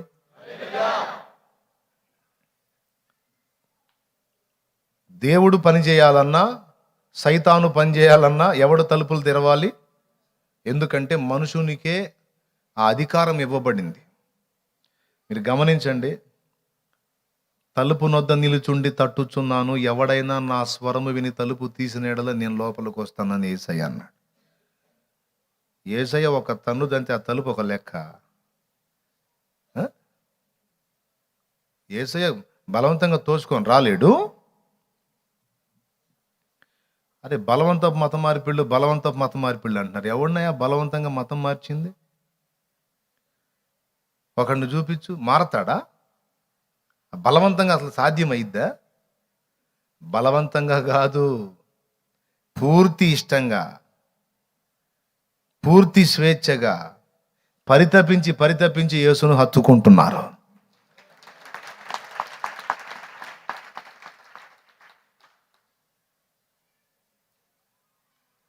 యేసయ్య తలుపు నొద్ద నిలుచుండి తట్టుచున్నాను అన్నాడు. తట్టేదెందుకు? ఒక తన్నుదంతి తలుపు ఊడిపోతుంది. యేసయ్య దంతి ఉంటుంది, అది వెళ్ళిపోవచ్చు లోపలికి, వెళ్ళటానికి లేదు అట్లా. ఎందుకంటే నీకు స్వేచ్ఛనిచ్చాడు. ఇప్పుడు ఒక చిన్న మాట చెప్తానమ్మా. ఈరోజు ఇక్కడికి వచ్చావు నువ్వు, ఇందరు వచ్చారు, ఇక్కడికి రావచ్చు, లేదా ఏ సినిమా హాల్కో పోవచ్చు. నేను ఎవరు ఆపుతారు? ఎవరు ఆపుతారా? కానీ నువ్వు ఏదో వేరే కార్యకలాపాల్లోకి వెళ్ళిపోవచ్చు, కానీ ఆ స్వేచ్ఛ ఉంది. ఆయన దాన్ని పక్కన పెట్టేసి దేవుని సన్నిధి పరిగెత్తావు అంటే ఇది స్వేచ్ఛాయుత ఆరాధన, స్వేచ్ఛాయుత ప్రేమ. దేవుని ప్రేమించే వచ్చావు నువ్వు ఇక్కడికి, స్వేచ్ఛగా, ఎవరి బలవంతం లేదు. ఇట్లాగా దేవుని దగ్గరకు వచ్చిన, దయ్యానికి స్థలం ఇచ్చిన మనిషి స్పందించాలి. మనిషి సైతానుకు ఛాన్స్ ఇవ్వకపోతే వాడు నిన్ను దాడి చేయడం కుదరదు. దేవుడైనా సైతానైనా, వినండి బాగా, డైరెక్ట్గా మన లోపలికి ప్రవేశించడానికి కుదరదు, కానీ మన వెలపట ఉండి మనకు ప్రేరణ కలుగజేసే ఛాన్స్ అయితే ఉంది. బాగా వినాలి. ఏదో దేశం కోసం చెబుతున్నాడు అనవాకండి, ఆ సెక్షన్ వదిలేసాయి. ఇక ఆధ్యాత్మిక విషయంలోకి వచ్చా, ఇది పోగొట్టుకుంది, అది మైండ్లో పెట్టుకొని, అది తర్వాత గుర్తుపెట్టుకోండి. స్పందించాల్సిన రీతిలో స్పందించండి, న్యాయం అడగండి, తప్పు లేదు. అందరూ కలిసి ఒకసారి స్తోత్రం చెప్పండి. దేవుడైనా సైతానైనా డైరెక్ట్గా మన లోపలికి ప్రవేశించడానికి లేదు. మరి ఇద్దరు వెలపట ఉండి ఒకటి చేయొచ్చు, ఏంటంటే ప్రేరణ కలుగజేస్తారు. ఇప్పుడు ఇంటికాడ ఉన్నప్పుడు నీకు అదే జరిగింది. ఇంటికాడ ఉన్నప్పుడు అదే జరిగింది. కార్తీక దీపం సీరియల్ ఎప్పుడు వచ్చింది? మామూలుగా సాయంత్రం వచ్చిద్దా, పగలు వచ్చిద్దా? సాయంత్రం వచ్చిద్దా? ఎవరికి తెలుసు అన్నట్టు చూస్తున్నారు. మీరు షో చేయొద్దు, ఎవరన్నా చూసేవాళ్ళు చెప్పండి. ఎప్పుడు వచ్చింది? నైట్ వచ్చిద్దా, పగలు వచ్చిద్దా? నైటే కదా, రైట్. ఇంటికాడ నువ్వు ఉన్నప్పుడు నీకు రెండు ప్రేరణలు. దేవుడు మాట్లాడాడు ఒక పక్కన, ఏమనంటే నా బిడ్డ నువ్వు సన్నిధికి రా అని. ఒక పక్కన వాడు మాట్లాడాడు, వారం పోయేది, రోజు పోయేది, కార్తీక దీపం వచ్చింది, నెక్స్ట్ సీన్ ఎందుకు చూద్దుగా నాకు. ఈ రెండు ప్రేరణలు వచ్చినాయి. నిర్ణయం నువ్వే చేసావు. ఏమనంటే కార్తీక దీపం లేదు, ఇంకో దీపం లేదు, యేసయ్య దగ్గరికి వెళ్ళాలి నేను వచ్చినందున ఇప్పుడు దేవుని సన్నిధిలో కొన్ని మాటలు వినగలిగావు నువ్వు. అంటే నిన్ను బలవంతం పెట్టి ఎవరన్నా తాళ్ళు గట్టి లాక్కొచ్చారా దేవుని సన్నిధికి? లేదు. ప్రేరణ దేవుడు పుట్టించాడు, ఆలోచన కలిగింది, వచ్చావు. ఇక్కడే కాదు, ఎక్కడ మోకాళ్ళ మీద ప్రార్థనకి వెళ్ళిన ఆ ప్రేరణ దేవుని వలన కలిగింది, దేవునితో గడిపావు. వాక్యం చదివిన ఆ ప్రేరణ దేవుని వలన కలిగింది. ఇప్పుడు ఖాళీగా ఎందుకు, వాక్యం చదవచ్చు కదా అనిపిస్తుంది మనసుకి. అది నీకు అనిపించేది కాదు, దేవుడు నీ ప్రక్కన నిలిచి నీతో పలుకుతున్నమాట. బాప్తీసం పొందిన వ్యక్తి అయితే ఇక నీలోనే కూర్చుంటాడు దేవుడు.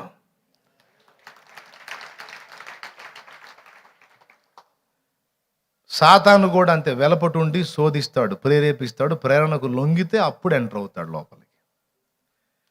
బార్ షాపుల నుండి బాయటలు ఎగిరి రోడ్డు మీద పోయేవాడి చేతిలో పడదు. పడిద్దా? తాగుబోతాళ్ళకి ఎంత ఇష్టం, అట్ట పడితే ఇక మామూలుగా ఉంటుందన్నా.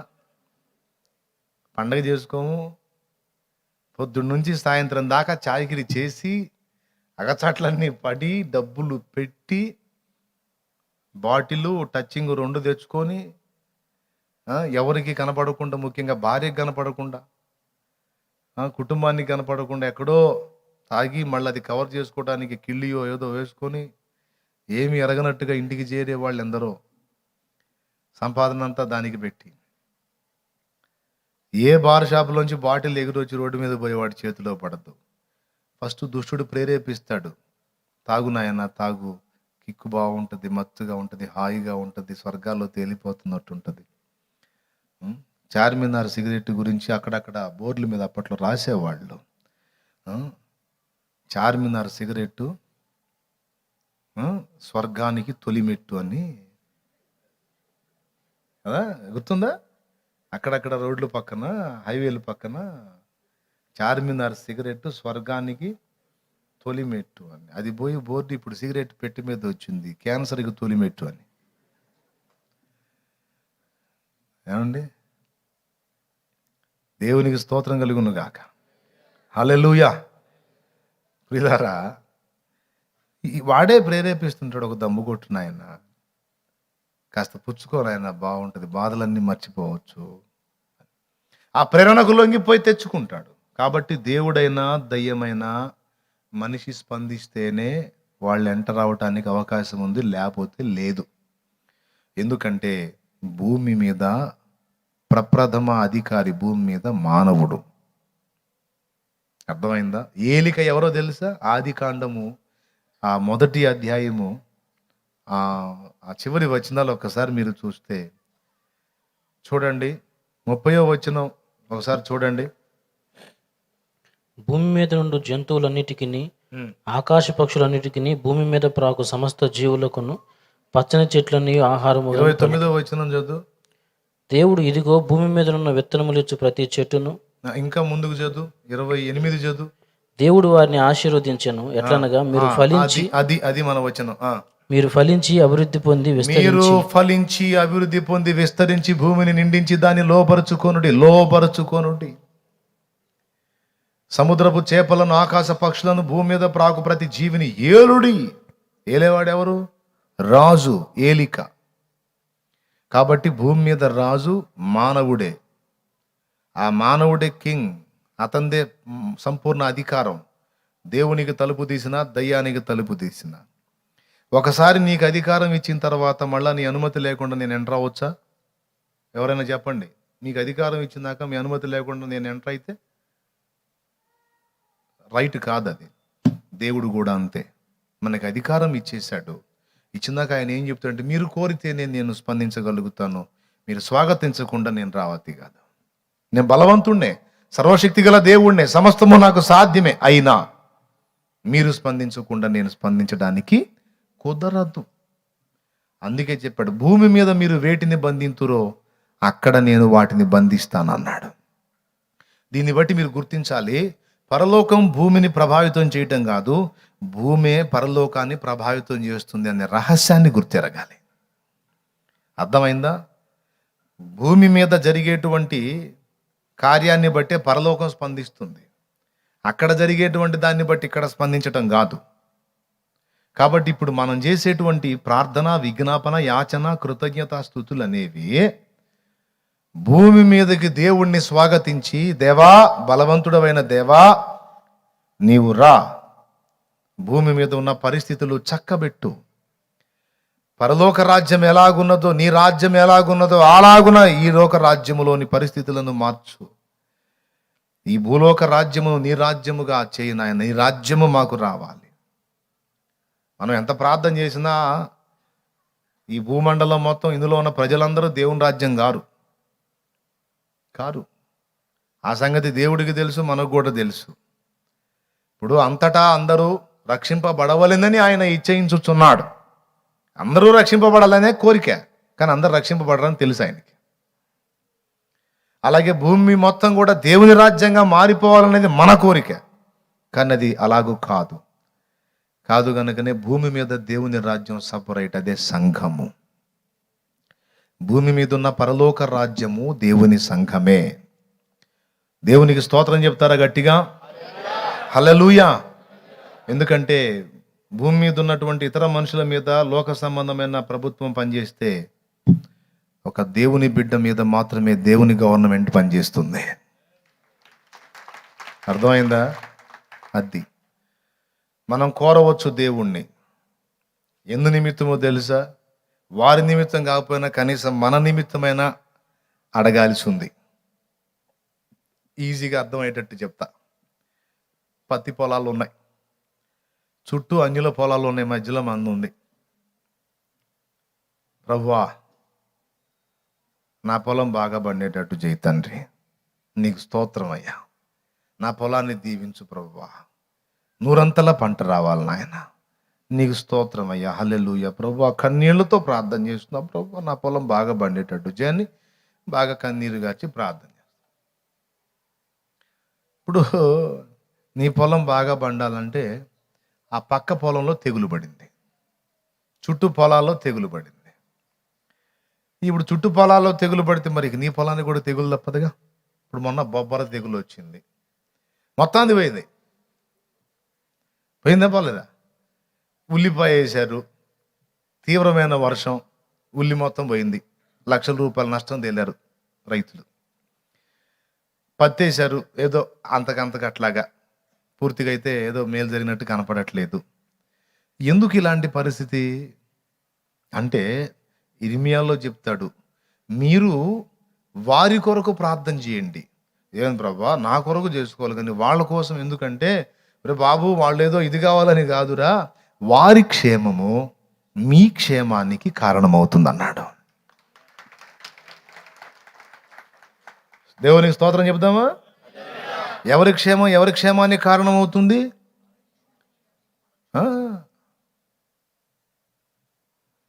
ఇప్పుడు బజార్లో 4 మెంట్లోళ్ళు ఉన్నారనుకో, ముందు బజారు సంగతి ఏమో కానీ మనకు మనశ్శాంతి ఉండదు. ఈ 4 మెంట్లోళ్ళు ఎప్పుడు ఎవడు ఎదురొస్తాడు, ఏ రాయి తీసుకొని వేస్తాడు, టెన్షనేగా మనకి. అర్థం కాలేదా? కాబట్టి ఇప్పుడు మన రోడ్డు మీద బజార్లో తిరిగి క్షేమంగా పోయి క్షేమంగా రావాలంటే ముందు మన బజార్లో మెంట్లోళ్ళు ఉండకుండా ప్రార్థన చేయాలి. ప్రభా, ఎవడికి మెంటలెక్కకుండా కాపాడు తండ్రి. అరే వాళ్ళ కోసం ఎందుకు చేస్తావురా, నీ కోసం నువ్వు చేసుకో. కాదు ప్రభా, నా కోసం నీ క్షేమం కోసం చేసుకుంటాను. ఆయన బజార్లో మెంటలోళ్ళు ఉంటే నాకు డేంజర్ కదా ప్రభా, అందుకని ముందు వాళ్ళని కరెక్ట్ చేయను ఆయన.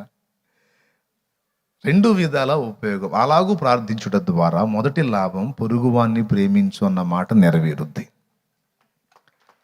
వాడు అన్యుడైనా, క్రైస్తవుడైనా, క్రైస్తవేతరుడైనా, ఏ మతానికి చెందినోడైనా, ఇందాక స్టార్టింగ్లో పాడాం పాట ఏమని, దేవా దర్శించు మా దేశం అని. దేశం అంటే అంత క్రైస్తవులే ఉన్నారా? అన్ని మతాలు ఉన్నారు. అందరినీ దీవించమని చేసి, దీవించు మా తండ్రి మా భారతదేశాన్ని, రక్షించు మా తండ్రి మా ప్రేమ సమాజాన్ని, నలిగిపోతున్న నా ప్రజను, నశించుచున్న ఆత్మలను, నలిగిపోతున్న నా ప్రజను, నశించుచున్న ఆత్మలను, దీవించు మా తండ్రి మా భారతదేశాన్ని, రక్షించు మా తండ్రి మా ప్రేమ సమాజాన్ని. దీవించు మా తండ్రి మా భారతదేశం మొత్తాన్ని.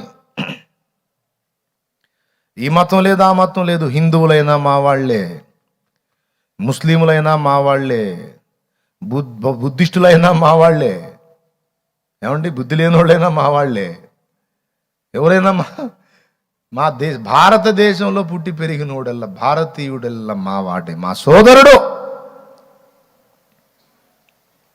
అసలు ఇంకా ఒక రహస్యం, వాళ్ళ కళ్ళు వెలగట్లేదు కానీ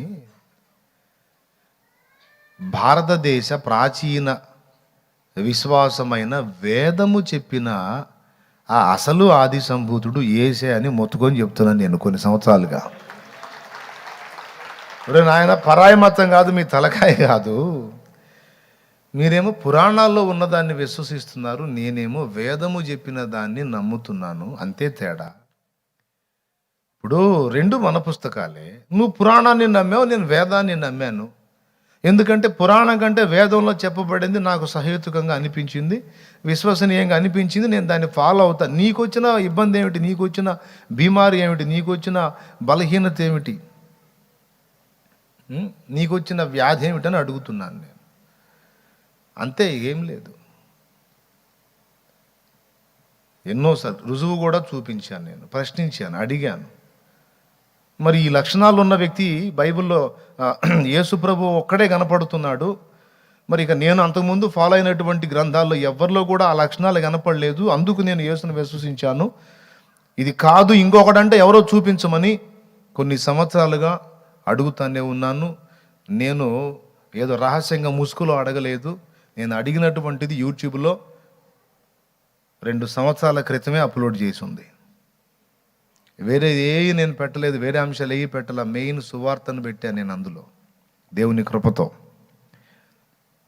దేవతలు మొక్కిన దేవుడు ఎవరు అనే టాపిక్లో ఎవిడెన్స్ కూడా చూపించి, ఇదిగో ఈ వేదంలో, ఈ మండలంలో, ఈ సూక్తంలో, ఈ మంత్రంలో ఇలా ఉంది, ఇది యేసని నేను ఎందుకు అనుకోకూడదు, కాదు ఇంకొకడంటే ఎవరు నాకు చెప్పండి అని అడిగాను నేను. పరమత దూషణ చేస్తారు. ఎవరు చేశారు మత దూషణ? ఎవడో మెంటలోడు ఒకడారా పిచ్చివాగుడు వాగుతారు. అందరూ అలాగా మాట్లాడతారా? నీ మతాన్ని ఎవడు దూషించాడు, ఎవడు తృణీకరించాడు? నీవు నమ్మింది నమ్ము బాబు, మొక్కింది మొక్కుకో, బలవంతం ఏముంది? ఆలోచించు, అంతే చెప్తాం, అంతవరకు ఆలోచించండి. చెప్పే హక్కు ఉందిగా, ప్రకటించే హక్కు ఉంది కదా, దాన్ని బట్టి చెప్తాం. ఇష్టమైతే ఫాలో అవ్వు, లేకపోతే లేదు. ఒకడు నాస్తికత్వం బోధిస్తాడు, బోధించుకోవచ్చు. ఇష్టమైతే ఫాలో, లేకపోతే నోరు మూసుకో. ఒకడు బుద్ధిజం బోధిస్తాడు, హక్కు ఉంది బోధించుకొని. ఒకడు ఇస్లాం బోధిస్తాడు, హక్కు ఉంది బోధించుకొని. ప్రకటించుకొని. ఇష్టమైతే నమ్ము, లేకపోతే లేదు. ఎవడు బలవంతం పెట్టాడు? ఓ పెద్ద ఆయన అన్నాడు, అసలు ఎక్కువ మంది మారకూడదు, మనకు బోల్డ్ అంత స్వాస్థ్యం వచ్చింది అక్కడ అని. దేవునికి స్తోత్రం కలుగును కాదు. హల్లెలూయా. అందరూ మారితే మనకు సరుకు తగ్గిపోయింది. మన ఎంత తక్కువ మంది వస్తే అంత ఎక్కువ వచ్చింది. జోక్గా. ఎందుకంటే అంత ఏముండదు. ఎంతమంది మారితే అంతమందికి ఇవ్వడం, ఎంతమంది ప్రభువులో వచ్చి, ఎంతమంది రక్షణలోకి వచ్చి, ఎంతమంది జీవితాల్లో మారు మనసులోకి తీసుకొచ్చుకుంటే అంతమందికి ఇవ్వడానికి దేవుని దగ్గర మస్తుంది. దేవునికి స్తోత్రం కలుగును కాక. ప్రియులారా, ఏం చెప్తున్నావు? అదే ఏదో చెప్తున్నా, మొత్తానికి అర్థమయ్యి కాకుండా అనుకుంటున్నారా? క్లారిటీ ఉంది కదా నేను చెప్పే దానిలో. వేదం చెప్పినటువంటి ఆది సంభూతుని గూర్చి అధ్యయనం చేసినప్పుడు నాకు కనిపించాడు. యేసే అనేది నేను అనుకొని, నేను రూఢిగా ఓకే. కాబట్టి అందరి మనోనేత్రాలు తెరవబడాలి, అందరూ వెలిగించబడాలి. అది మన క్షేమానికి కారణమవుతుంది. అర్థమైందా? పొరుగువాన్ని ప్రేమించినట్టు అవుతుంది. తర్వాత మన క్షేమం కూడా అందులోనే ఉంది. ఈ మధ్య ఆటోల మీద బాగా రాస్తున్నారు. ఆటోల మీద, టాటా ఏసీల మీద, కొన్ని వెహికల్స్ మీద అందరూ బాగుండాలి, అందులో నేను ఉండాలని. భలే ఉంది మాట. దేవునికి స్తోత్రం కలుగును గాక. అందరూ బాగుండాలి. మనోళ్ళు కూడా చెప్తారు కదా, సర్వే జనా సుఖినో భవంతు అని. మరి క్రైస్తవులు ఎందుకు హింస భవంతు చేస్తున్నారు? సర్వే జన సుఖినో భవంతు అన్న దానిలో క్రైస్తవులు మినహాయింపు అని చెప్పాలి. మరి సర్వే జన సుఖినో భవంతు, క్రైస్తవుల్ని మినహాయించి అన్ని ఆ సూక్తిని పొడిగిస్తే సరిపోద్ది. అప్పుడు సర్వే జనాల్లో క్రైస్తవుడు కూడా ఉన్నాడు. అందరి క్షేమం కావాలని కోరుతున్నారు. హైందవుల్లో చాలా మంచి వ్యక్తులు ఉన్నారండి. హృదయ విశాలత కలిగిన వాళ్ళు, యథార్థవంతులు, న్యాయంగా ఆలోచించే వాళ్ళు ఉన్నారు. ఈరోజు కాకపోతే రేపైనా, ఎల్లుండైనా, సంవత్సరానికైనా తెలుసుకుంటారు వాళ్ళు సత్యం. హల్లెలూయా. కొంతమంది ఉన్నారు, వాళ్ళ స్వార్థం కోసం, మతాన్ని అడ్డం పెట్టుకుని లబ్ధి పొందడం కోసం దుర్మార్గపు వ్యాఖ్యలు చేసే వ్యక్తులు కొందరే ఉన్నారు. అందరూ అలా లేరు. దేవుడు అందరి మనోనేత్రాలు వెలిగించాలి. కాబట్టి మనం ముందు చెప్పిన దానిలో 2 మాట్లాడాం. 2 మనుషులు ఒకవేళ తరిమితే వాళ్ళని న్యాయం అడగటానికి గళం విప్పాలి. వాళ్ళకు పట్టిన దయ్యాలు వదిలిపోవటానికి దేవుని ముందు గళం విప్పాలి. అర్థమైందా? మనుషుల్ని ఎదిరించి న్యాయం అడగటానికి వాళ్ళ ముందు, మనుషుల ముందు గళం విప్పాలి, మనకున్న హక్కు పరిరక్షించుకోవడానికి. రెండవది, వాళ్ళకు పట్టిన చీకటి వదిలిపోవటానికి దేవుని ముందు గళం విప్పాలి. ఇది ముఖ్యమైన విషయం. రెండవది వచ్చేసి ప్రార్థనా విజ్ఞాపనలు. ఎందుకంటే ఈ ఒక్క విషయంలోనే కాదు, ఏ విషయాన్ని కూర్చైనా యేసయ్య చెప్పాడు, మర్యాదగా ప్రార్థన చేయి, నకరాలు చేయకుండా అని. ప్రభువా ప్రార్థన చేయలే ప్రభువా, ఏదో 2 ముక్కలు అంటా కానీ నువ్వే అన్నీ చేసే ప్రభు అంటే, కుదరదు బేటా అంటాడు ఆయన. ఐసా నహీ హోతా రే బచ్చే, ప్రేయర్ కర్నారే ఏం చేస్తా ప్రభా, ఏందో కానీ ప్రభా, ఎంతైనా ఏ పనైనా చేయబుద్ధి కానీ ప్రభా, పావు గంట మోకాళ్ళు వేయాలంటే ఏందో ప్రభా, ఒళ్ళంతా హోనం అయిపోయినట్టు ఉంటుంది ప్రభా. అంటే దురాత్మల కామురేవో అంటాడు ఆయన. దెయ్యాల పనిరా, నువ్వు మోకాళ్ళుని అయ్యా అని అన్నావంటే నేను వెంటనే అందుబాటులోకి వచ్చేస్తా. నువ్వు ఏది అడిగితే అది చేయడానికి నేను సిద్ధంగా ఉంటాను. అది ఇష్టం లేదు వాటికి. ఒక ఆట చూశాను అంతకుముందు, నా చిన్నప్పుడు టీవీలో చూశాను, మరి ఇప్పుడు ఉందో లేదో తెలీదు, అది నడుస్తుందో లేదో తెలీదు. కొట్టుకుంటారు కదా, రెజిలింగ్ ఏదో, అందులో అదొక టైపు. మరి ఇప్పుడు అట్ట నడుస్తుందో లేదో తెలీదు. ఇద్దరు బలవంతులు తలపడతారు, వాళ్ళకి ఆ రౌండ్కి వెలపట్టి ఇద్దరు బలవంతులు ఉంటారు. వీళ్ళిద్దరూ కొట్టుకున్న తర్వాత ఎవడైనా నిస్సహాయ స్థితిలోకి వెళ్ళాడు అనుకో, ఈ బయట ఉన్నోడికి చేయి అందించాలా, వాడు టచ్ చేయాలా. వాడు టచ్ చేయకుండా వీడి కాళ్ళు లాగి అవతల పడేసి కొడుతుంటాడు వీడిని. వాడు ఎన్నిసార్లు వాడేమో చుట్టూ తిరుగుతాడు, దాని చుట్టూ తిరిగి టచ్ చేయరా, నన్ను టచ్ చేయరా అని వాడు పిలుస్తుంటాడు. ఆ వెలపట్టున్న వాడు పిలుస్తుంటాడు, నన్ను తాకురా, నేను వస్తా, వాడిని పచ్చడి కింద కొడతానని. పాప వీడు చేయి జాపుతుంటాడు, వీడే కాళ్ళు పట్టుకొని లాగుతుంటాడు. అది ప్రార్థనకు ఉపక్రమించేటప్పుడు దెయ్యాలు చేసే పని. దేవునికి స్తోత్రం కలుగును గాక, హల్లెలూయా. లేకపోతే దేనికి రానంత శోధన ప్రార్థన జీవితానికి వచ్చింది. ప్రార్థన చేయనీరు, కావాలంటే చూడండి మరి, అవునా.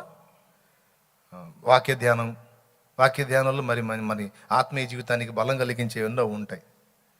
సీరియల్ సినిమాలు ఎన్నన్నా చూడు, కళ్ళకి ఏ ఇబ్బంది ఉండదు, అవునా. ఆత్మవశుడయ్యాడన్నట్టుగా దాన్ని వశమైపోయి చూస్తూ ఉంటారు. పక్కనోడు ఏదన్నా అట్టకుని మంచి సీన్ చూడని అని తట్టి మరి, అవునా కాదా, ఏదో కొంపలంటుకుపోతున్నట్టు అని.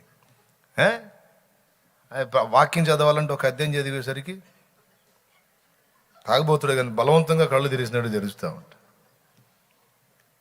ఎంతమందిలో చూడలేదు ఈ పద్ధతి, ఈ పరిస్థితి. కారణం ఏంటి? దురాత్మలు. నువ్వు దేవుణ్ణి సంధించాలనుకున్నప్పుడల్లా వాడు కాళ్ళు బట్టి లాగుతుంటాడు అనమాట. ఆ రెజ్లింగ్ పోటీలో కానీ వాడు ఆ బలవంతుడిని, వెలపటున్న బలవంతుడిని పట్టుకోవటానికి చేయి జాపుతుంటే ఆ చేయి టచ్గా వాడేం చేయి జాపుతుంటాడు, రారా రారా.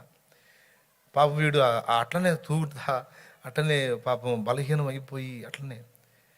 ఒకవేళ వీడు తిప్పలబడి ఎట్లనన్నా కానీ వానికి చెయ్యి అందించాడా, ఇక వాడు వస్తాడు కుర్చీ తీసుకొని, ఏదుంటే అది తీసుకొని వాడిని ఇక మాట వినని గేదెను బాదినట్టు బాధాడ పెడతాడు. ఇక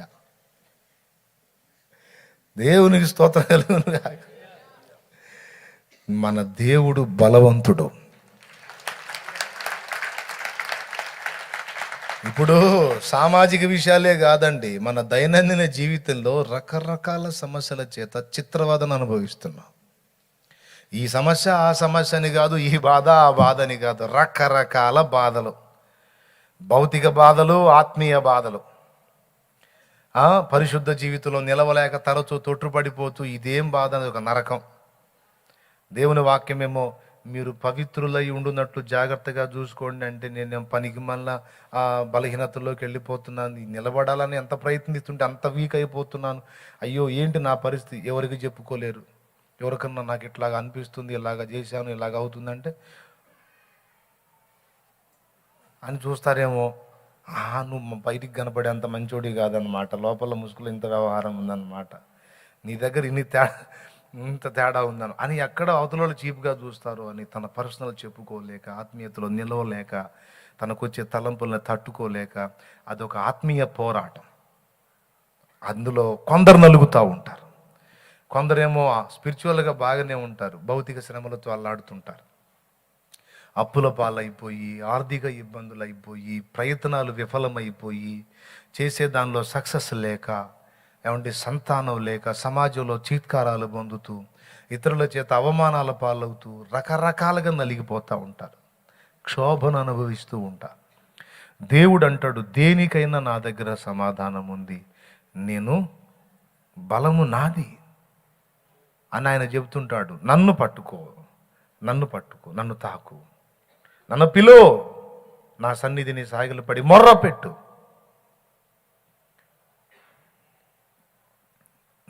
నువ్వు స్పందిస్తే అప్పుడు నేను రావటానికి అవకాశం ఉంటుంది. నువ్వు స్పందించకపోతే, నువ్వు స్పందించకపోయినా వచ్చాను అనుకో, వాడు అడ్డొస్తాడు. పిలవకుండానే వచ్చావేమయ్యా, అడగకుండానే ఇచ్చావేమయ్యా అని వాడు ఆర్గ్యూ చేస్తాడు. అందుకని నువ్వు నన్ను పిలవాలి, లేదా నీ పక్షంగా మరొకడన్నా పిలవాలి. నీ దగ్గర నుంచి విజ్ఞాపన రావాలి, లేదా నీ పక్షాన మరొకరి విజ్ఞాపన అయినా నాకు రావాలి. అప్పుడు నీదో లేదా నీ పక్షంగా మరొకరితో ఆధారం చేసుకొని నేను వచ్చి నీ జీవితంలో కార్యం చేస్తాను. హల్లెలూయా. అట్లాగా మనం ఒకవేళ నెగ్లెక్ట్ చేస్తామేమో, మనం సరిగా స్పందించమేమో అని మన కోసం ఇద్దరు వ్యక్తులను విజ్ఞాపనకర్తలను పెట్టాడు తండ్రి. మొదటిది మనుష్య కుమారుడు, దేవమానవుడు. అర్థమైందా? క్రీస్తు యేసను నరుడు. దేవుడు ఒక్కడే, దేవునికిని నరులకును మధ్యవర్తియు ఒక్కడే, ఆయన క్రీస్తు యేసను నరుడు. చాలా విషయాలు ఒక్క మాట వినండి. చాలా విషయాలు నువ్వు ప్రార్థించకుండానే పొందుకున్నావు. నువ్వు ఈరోజు పొందుకున్నవన్నీ నువ్వు ప్రార్థన చేసే పొందుకున్నావా? పొందలా. చాలా విషయాలు నువ్వు ప్రార్థన చేయనివి కూడా నీకు చాలా వచ్చినాయి. ఎలా వచ్చినాయో గుర్తించావు ఎప్పుడన్నా? నీకోసం మరో మానవుడు ప్రార్థన చేశాడు. ఎక్కడ చేశాడో తెలుసా ప్రార్థన? భూమి మీద కాదు, డైరెక్ట్గా తండ్రి సింహాసనం ముందే చేశాడు. రోమాపత్రిక 8వ అధ్యాయం 34 వచ్చిన మస్తు సార్లు చూసుకున్నాం. తండ్రి కుడి పార్శ్వమున ఉండి మన పక్షమున విజ్ఞాపనము చేయువాడును ఆయనే. ఎవరాయన? క్రీస్తు యేసు అను నరుడు. తాను దేవుడై ఉండి మానవుల నిమిత్తం, మనందరి నిమిత్తము మానవుడుగా భూమి మీద జన్మించినటువంటి ఈ మనుష్య కుమారుడే అందరి పాపముల కొరకు ప్రాయశ్చిత్తముగా రక్తము చిందించి సమాధి చేయబడి 3వ నాడు తిరిగి లేచి మహిమతో ఆరోహణమై తండ్రి కుడి పార్శ్వమందు ఆసీనుడై ఉన్నాడు. ఇప్పుడు యేసు దేవుడే కాదు మానవుడు కూడా, మానవుడే కాదు దేవుడు కూడా, రెండు ఆయనే. దేవునికి స్తోత్రం, హల్లెలూయా. ఇప్పుడు యేసయ్య విజ్ఞాపన మనుషుల పక్షంగా ఒక మనిషిగా చెల్లిద్ది. ఇది రహస్యం. చాలా వరకు ఎన్నోసార్లు నువ్వు శోధింపబడి విశ్వాస విషయంలో బలహీనుడు అయిపోతున్న టైంలో కూడా తిరిగి ఎలా రెక్టిఫై అయ్యావో నీకే తెలియదు, మళ్ళా పుంజుకున్నావు భక్తిలో. రహస్యం ఏంటో తెలుసా? నువ్వు ప్రార్థన చేయలేదు, కానీ నువ్వు సెట్ అయ్యావు మళ్ళా. ఎలాగంటే నీ కొరకు పరిశుద్ధులు ఎవరో ప్రార్థన చేసి ఉండాలి, లేదా ఎవరో చేయకపోయినా యేసయ్య నీ కోసం విజ్ఞాపన చేసి ఉండాలి. భూమి మీద ఉన్నప్పుడే లూకా సువార్త 22వ అధ్యాయంలో చెప్పాడు, సీమోనా సీమోనా, సాతాను మిమ్మును పట్టి గోధుమలను జల్లించుటకు కోరుకునేను గాని నీ నమ్మిక తప్పిపోకుండాన్నట్లు నేను నీ కొరకు వేడుకొంటిని అన్నాడు. ఆయన ప్రార్థన చేశానని చెప్పాడు, తండ్రికి విజ్ఞాపన చేశానని చెప్పాడు. నా ప్రియమైన దేవుని బిడ్డలారా, మనకు ఒక విజ్ఞాపనకర్త, ఒక నరుడే ఉన్నాడు, ప్రభు అయిన యేసుక్రీస్తు. రెండవ విజ్ఞాపనకర్త భూమి మీద ఉన్న ఆత్మ, పరిశుద్ధాత్మ. అదే రోమాపత్రిక అదే 8వ అధ్యాయము 27వ వచనం నుంచి చదువు. మరియు హృదయములను పరిశోధించువాడు ఆత్మ యొక్క మనస్సు ఏదో ఎరుగును, ఎలయనగా ఆయన దేవుని చిత్త ప్రకారము పరిశుద్ధుల కొరకు విజ్ఞాపనము చేయుచున్నాడు. విజ్ఞాపనకర్తలు ఇద్దరు. ఒకడు భూమి మీద ఉండి మనలో ఉండి విజ్ఞాపన చేస్తున్న పరిశుద్ధాత్ముడు. ఏందండి, ఎవరు కదిలాడలేదు? ఒకడెవరు? భూమి మీద ఉండి మనతో ఉండి మనలో ఉండి ఉచ్చరింప శక్యము గాని మూలుగులతో ఆత్మ తానే మన పక్షమున విజ్ఞాపనము. పరిశుద్ధాత్ముడు ఒక పక్క విజ్ఞాపన చేస్తున్నాడు ఇక్కడ భూమి మీద. ఆ ప్రేరణ పొందిన వాడే వెళ్ళి మోకాళ్ళు వేసేది. ఎంతమంది అయితే ప్రార్థనకు మోకాళ్ళు వేసి ఉపక్రమిస్తున్నారో వారందరూ కూడా దేవుని ఆత్మ వశులైనట్టు. ఎంతమంది అయితే ప్రార్థన చేయట్లేదు వారు ఇంకా ఆత్మవశులు కాలేదు. ఇక్కడ విజ్ఞాపన జరుగుతుంది, అక్కడ విజ్ఞాపన జరుగుతుంది. మనం కోఆపరేట్ చేయాలి దేవుని పరిశుద్ధాత్మకి. ఏదన్నారా నీ ముందు పరిశుద్ధాత్మ ఏం చెప్తాడో తెలుసా? నాయన పద, మోకాళ్ళు అయిపో, దీనికి పరిష్కారం తండ్రి దగ్గర ఉంది, పో మోకాళ్ళు అయిపో తల్లి, మోకాళ్ళై మొర్రపెట్టు, ఆయన కార్యం చేసిందాక. కొంతమంది నా దగ్గరకు వస్తారు, అన్న ఆ సమస్య తీరలేదన్నా, నేను ప్రార్థన చేస్తానే ఉన్నానన్నా, అడుగుతానే ఉన్నానన్నా దేవుణ్ణని. ఎట్లా అడగాలి సమాధానం కొరకు అంటే దానియేలు పట్టు గుర్తుపెట్టుకోండి. దేవునికి స్తోత్రం కలుగునుగా. కొంతమంది ప్రార్థన చేస్తారు, ఏదైనా ఒక బలమైన శోధన తనను తరుముతున్నప్పుడు దాని విడుదల కొరకు పట్టుబట్టి అడుగుతారు. ఎన్ని రోజులు తెలుసా? 1 రోజు, 2 రోజులు, 3 రోజులు, అది కూడా అప్పుడప్పుడు. కానీ దానియేలు భక్తుని గురించి గ్రంథంలో ఎందుకు రాయించాడు తెలుసా? అట్లా పట్టుబట్టాలి అని. దానియేలు అన్న 10వ అధ్యాయంలో మీరు చూడగలిగితే అందులో దానియేలు యొక్క పట్టుదల గురించి రాయబడి ఉంటుంది. ఒక దర్శనం యొక్క భావాన్ని తెలుసుకొనగోరి దానియేలు 12వ వచనంలో 10, 12 దాని అర్థం తెలుసుకొనగోరి పట్టుబట్టి కూర్చుంటాడండి. దేవా నాకు దాని గురించి చెప్పయ్యా, నాకు దాన్ని వివరించు తండ్రి, నాకు అర్థం కాలేదని కూర్చుంటాడు. కూర్చున్న దినం మొదలుకొని 21 రోజు ప్రార్థన మానుకోడు. తిండి తిప్పలు వదిలేస్తాడు, స్నానపానాదులు పక్కన పెట్టేస్తాడు. తన ప్రార్థనకు జవాబు వచ్చిందాకా పట్టు వదలడు. ఈ ఒక్కడి చెప్పి ప్రార్థన చేసేస్తాను. సంతోషంగా స్తోత్రం చెప్పండి. మీ సరికి ఎంతో నాకు తెలుసు, ఎంతవరకు వినగలరు. ఇక అంతమించి చెప్పను, చాలా అంతవరకు సరిపోయింది. దానియేలు గ్రంథంలో 10వ అధ్యాయంలో 12వ వచనంలో ప్రార్థనకు ఉపక్రమించిన తరువాత 21 దినములు ప్రార్థనకు జవాబు రాదు. నీ ఇంట్లో వ్యక్తులకు బాగలేదు, చిల్లర ప్రార్థన చేసి వెళ్ళిపోతుంటావు. ప్రభువా సాయం చేయి ప్రభువా. నీ ఇంట్లో అప్పుల సమస్య ఉంది, ఏదో చిల్లర ప్రార్థన చేసి వదిలేస్తావు. ఆ సమస్య యొక్క తీవ్రతను బట్టి నువ్వు కూర్చోవాలి కదా పట్టుదలగా. తరచుగా దేవుని కదిలించాలి కదా. కొన్నిసార్లు ఈ రహస్యం కూడా వినండి, కొన్నిసార్లు కొన్ని ముఖ్యమైన ప్రార్థనలకు జవాబు ఇవ్వకుండా సాతాను అడ్డుపడతాడు. అది లేఖనం చెప్తున్న సాక్ష్యం. నీకు సమాధానం ఇవ్వటానికి దూత బయలుదేరితే ఆ దూతని అపవాది అడ్డగించే అవకాశం ఉంది. అదే ఇక్కడ దానియేలు 10, 12లో మనకు కనపడుతుంది. దానియేలు అడిగాడు, దర్శనం ఇచ్చావు, దాని అర్థం నాకు కావాలి అని. అది భవిష్యత్తు సంభవం, అంటే రాకడకు ముందు జరగబోతున్నవేవో వాటిని గురించి అడిగాడు. వాటిని గురించి చెప్తావా? చెప్పడానికి వీల్లేదు, ఆ రహస్యం ఎవడికి తెలియటానికి వీల్లేదని అపవాది. పారసీకుల రాజ్యాధిపతి నన్ను 21 దినములు అడ్డగించాడు అంటాడు గాబ్రియేల్. దేవునికి స్తోత్రం కలుగును గాక. చూసారా, మన ప్రార్థనకు ఆన్సర్ రాకుండా వాడు అడ్డుపడతాడు. ఇప్పుడు ఒక పాయింట్ నేర్చుకుందాం. ఒకవేళ దానియేలు ఆ ప్రార్థన మొదలు పెట్టాడు, 1 రోజు చేశాడు, ఆన్సర్ రాలేదు. 2 రోజులు చేశాడు, ఆన్సర్ రాలేదు. 3 రోజులు చేశాడు, ఆన్సర్ రాలేదు. 4వ రోజు లేచి వెళ్ళిపోతే గాబ్రియేల్ కిందికి వచ్చేవాడా, వెళ్ళిపోయేవాడా మళ్ళా వెనక్కి? ఒక్కసారి చెప్పండి నాకు ప్లీజ్. 4వ రోజు ఆ ప్రార్థన ఆపేసి లేచి వెళ్ళిపోతే గాబ్రియేల్ కిందికి వచ్చేవాడా, మళ్ళా వెనక్కి వెళ్ళిపోయేవాడా? ఎందుకు? అడిగేవాడు ఆగిపోయాడు కదా. అట్లా ఆగిపోవటానికి అది మన సైకాలజీ కాదు, దానియేల్ది. మొండోడమ్మా, నా సంగతి తేలు అని కూర్చున్నాడంటే తేలిందాక లేవడం. అసలు ఆ భక్తే మనకు కష్టం అనిపిస్తుంది. కానీ ఎవరైతే భూమి మీద భక్తులు అలాంటి పట్టుదల పట్టారో వాళ్ళు ఎన్ని విజయాలు సాధించారో. ప్రార్థనా విజయాల్లో ఒక భక్తుని పేరు చెప్పి మరీ పెట్టాను, బేవింగ్టన్ అనేటువంటి దైవజనుడు. ఐడియా ఉందా మీకు? బేవింగ్టన్ ప్రార్థనా విజయం ఒకటి పెట్టాను ప్రార్థనా విజయాల్లో.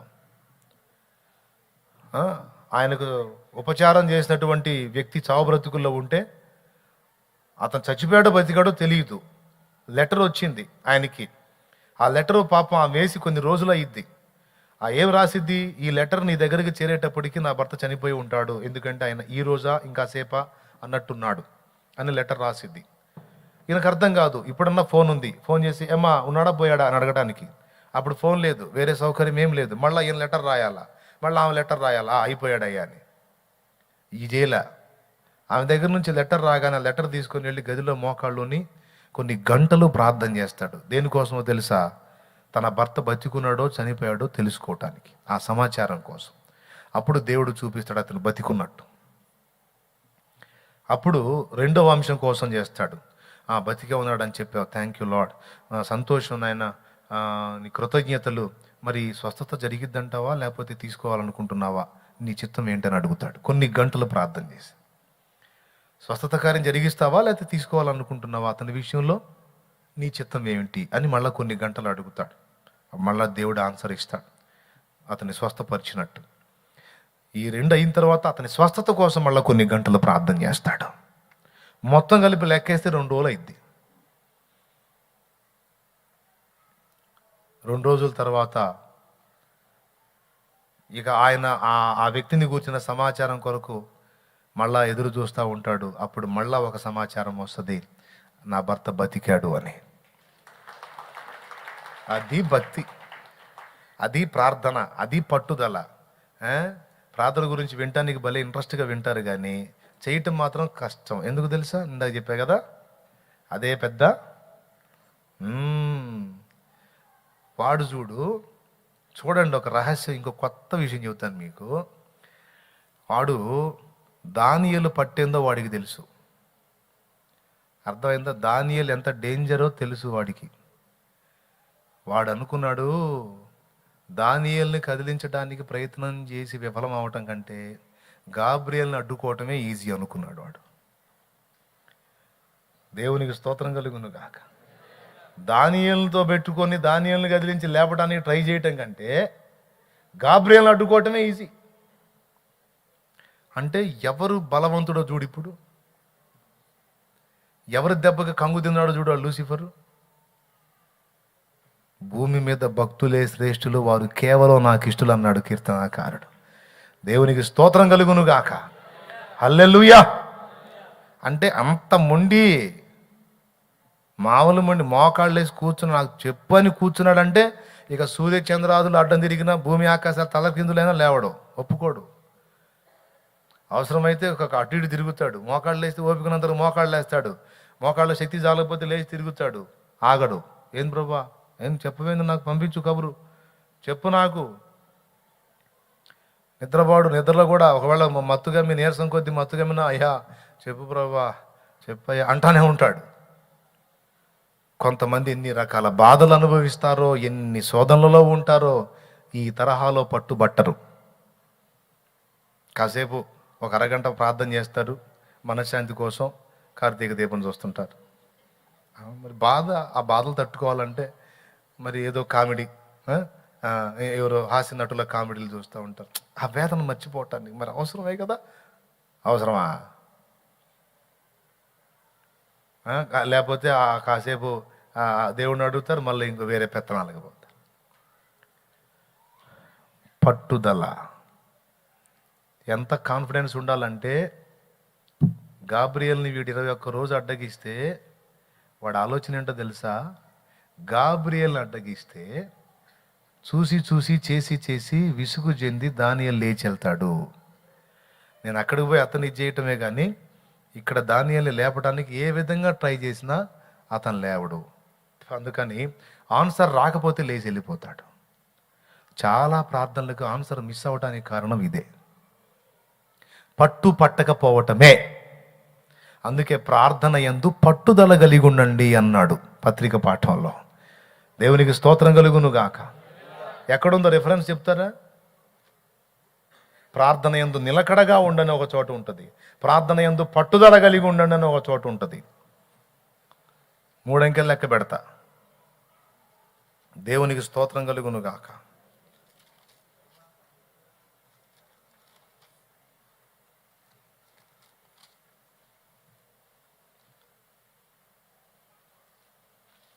ఒకటి చెప్పారా? ఏముంది అక్కడ? రోమా 12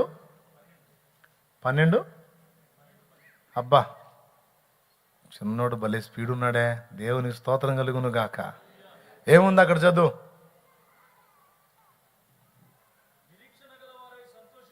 నిరీక్షణ గలవారై సంతోషించుచు. అబ్బా, అది నిరీక్షణ గలవారై, శ్రమయందు ఓర్పు గలవారై, ప్రార్థన యందు పట్టుదల కలిగి ఉండండి. ఏదో ఒకరోజు చేసి మన వ్యవహారం ఎట్లుంటుందో తెలుసా? ఏమనుకోవాలని చెబుతా. ఇది ఫస్ట్ దెబ్బ. స్టార్టింగ్ ప్రార్థన చేసేటప్పుడు ఫోర్స్ అది, దేవా చెయ్యి అని. ఆన్సర్ రాలేదనుకో తర్వాత దెబ్బ. ఆన్సర్ రాలేదనుకో, ఆన్సర్ రాలేదనుకో, రాలేదనుకో నేను కొట్టను. ఏం 4 రోజుల నుంచి చేస్తాను, నా ఆన్సర్ రాలేదు, ఇంకేం చేద్దాం, ఇక ఆయన చిత్తం. అవునా కాదా? ప్రార్థనకు జవాబు రాకపోతే వెంటనే నీరసించిపోతాం, బలహీన పడిపోతాం. కానీ భక్తులు అలా కాదు. ఫస్ట్ ఇలా కొడతారు, ఆన్సర్ రాలేదనుకో, ఓహో బలం జాల్లా అట్లా కొడతారు. ఇంకా రాలేదనుకో పెరిగిపోతూ ఉంటుంది. రోజు గడిచే కొద్దీ పట్టుదల పెరిగిపోయి ఏదో తేడా జరుగుతుంది, నాకు ఆన్సర్ రావాల్సిందని మొండిగా కూర్చుంటారు, జవాబు పొందుతారు. గొప్ప విజయాలు సాధించాలంటే గొప్ప ప్రార్థన మూల్యం చెల్లించాలి సోదరా. ఏదో పై పైన ఉండే ఏదో గొప్ప విజయాలు ఆశిస్తే ఐసా కైసా హోతా నై హోతా. దేవునికి గట్టిగా స్తోత్రం చెప్పండి.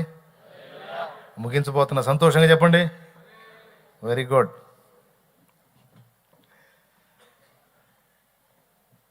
ఇరవై 21 రోజు అలాగే కూర్చున్నాడు. ఇంక అర్థమైపోయింది ఎవరికి? గాబ్రియల్ చెప్తున్నాడు, రే 21 రోజు కాదు, ఊపిరి పోయేంత వరకు అంతే కూర్చుంటాడు. మీకు తెలుసా, మానవుని యొక్క శరీర స్థితి 21 రోజు ఆహారం లేకపోతే అతను మరణావస్థకి వెళ్ళిపోతాడు. తెలుసా? 21 days మినిమం. 21 రోజు దాటిందంటే మరణావస్థకి వెళ్ళిపోతాడు, ఏమీ తినకపోతే. అంత డేంజర్ అది. అంటే అన్ని దినాలు మీరు కొంపతీసి అట్లా ఉండేరు. ఒకవేళ మీకు ఉపవాసం ఉండాలంటే ఏదో కాస్త మజ్జిగ బుజ్జిగా తాగి ఎసిడిటీ, ఎందుకంటే ఇప్పుడు మనం తిండి కరెక్ట్ లేదు, బలహీనలుగా ఉన్నారు కనుక కాస్త ఆరోగ్యం చూసుకుంటూ ఏదన్నా మీరు ప్రార్థన చేయాలంటే చేసుకోండి. అసలు ఏమి తినను చచ్చిపోతా అవసరమైతే అని అంటే మళ్ళీ ఇబ్బంది అయిపోయిద్ది. అట్లాగా ముందే చెబుతున్నా, ఎందుకంటే అన్న చెప్పాడు ఇక నుంచి నేను ఏం తిన్నాను కూర్చుంటాను, దానియల్లా కూర్చుంటానని. ఆయన స్ట్రెంత్ వేరు, మీ స్ట్రెంత్ వేరు కనుక చూసుకోండి. నీ స్టామినా ఎంతో చూసుకొని ఉండాలనుకుంటే అది కూడా అన్నీ చూసుకొని కాస్త ఏదో ఒకటి లిక్విడ్ పంపిస్తా. ఎందుకంటే పౌలే చెప్పాడు, నీ కడుపు జబ్బు నిమిత్తం తరచుగా వచ్చే బలహీనతల కోసం కొంచెంగా ద్రాక్షరసం పుచ్చుకో, అచ్చంగా నీళ్ళే దగ్గర ఉపవాసం ఉండకుండా కాస్త ద్రాక్షరసం తీసుకుంటా ఉండు, కడుపులో కొంచెం ఎసిడిటీ ఫామ్ కాకుండా కొంచెం ప్రశాంతంగా ఉంటుంది, ప్రార్థన చేసుకోవడానికి బాగుంటుంది అని చెప్పాడు. దేవునికి స్తోత్రం కలుగునుగా. దాన్ని కూడా కొంతమంది పౌలంట తిమోతి కంటే అప్పుడప్పుడు కొంచెం మంది వేసుకోరాయన అని చెప్పాడంట. మరి దుర్మార్గపు వ్యాఖ్యానాలు. అయ్యా అప్పుడప్పుడు కొంచెంగా నాయన వైన్ తీసుకుని ఆయన కొంచెం ద్రాక్షరసం తీసుకో, ఏం కాదయ్యా తాగా అని చెప్పాడంట. ద్రాక్షరసం 2 రకాలు ఉంది, ద్రాక్ష సారాయి ఉంది, ద్రాక్షరసం ఉంది. అప్పుడు యూదులు 2 యూజ్ చేశారు. ద్రాక్షరసం మామూలుగా వాళ్ళు రెగ్యులర్ పదార్థాల్లో అది వాడేవాళ్ళు. కొంతమంది ద్రాక్ష సారా వినియోగించేవాళ్ళు. ద్రాక్ష సారా తాగమని చెప్పలా పౌలు మహనీయుడు, ద్రాక్షరసం కడుపులో ఎత్తు కోసం. అది కూడా తిమోతి ఉపవాసాలు ఉంటాడు, బలహీనత వచ్చింది, అందుకని సలహా చెప్పాడు అనమాట. కాబట్టి మీరు ఉండాలనుకుంటే కొంచెం దానియేలు అంటే మనకు ప్రకటన గ్రంథం యొక్క సారాంశంలోని ఆ ప్రకటన గ్రంథంలో ఉన్నటువంటి విషయాలకు సంబంధించిన అంశాలు తీసుకోవటానికి దేవుని ముందు అట్లా కూర్చున్నాడు. దేవుడే ఆ కృపనిచ్చాడు, ఆ పట్టుదల ఇచ్చాడు. ఆ ప్రార్థనకు ఒక కారణం ఉంది. అర్థమైందా? అది నీకున్న సమస్యల తీవ్రతను బట్టి నీకున్న స్థాయిలో ఉపవసిస్తావో, లేకపోతే ఉపవాసం లేకపోయినా కనీసం రోజుకు 3 సార్లు 4 సార్లు తింటానైనా సరే, అయ్యా నేను తింటానైనా నిన్ను వదిలిపెట్టను ప్రభువా, ఉపవాసం ఎటుకుడి ఉండలేను కాబట్టి తింటాను, తిని కూడా నేను అవసరమైతే ఇంకా 4 గంటలు తినైనా సరే నేను ప్రార్థన చేస్తానే ఉంటా ప్రభువా, హల్లెలూయా అని నవ్వుకుంటాడు, చేస్తాడు కార్యం. తిన్నావు నేను చేయను అన్నాడు. కొంతమంది పట్టుదల కోసం తింటే నిద్ర వచ్చింది, ఉపవాసం ఉంటే నిద్ర రాదని ఫాస్టింగ్ ఉంటారు. బాడీ బాగుంటే ఎసిడిటీలు, గ్యాస్ ట్రబుల్లు, షుగర్లు, బీపీలు గట్రా లేకుండా ఉంటే ఉండండి. ఏదన్నా ఉంటే జాగ్రత్త. ఓకేనా?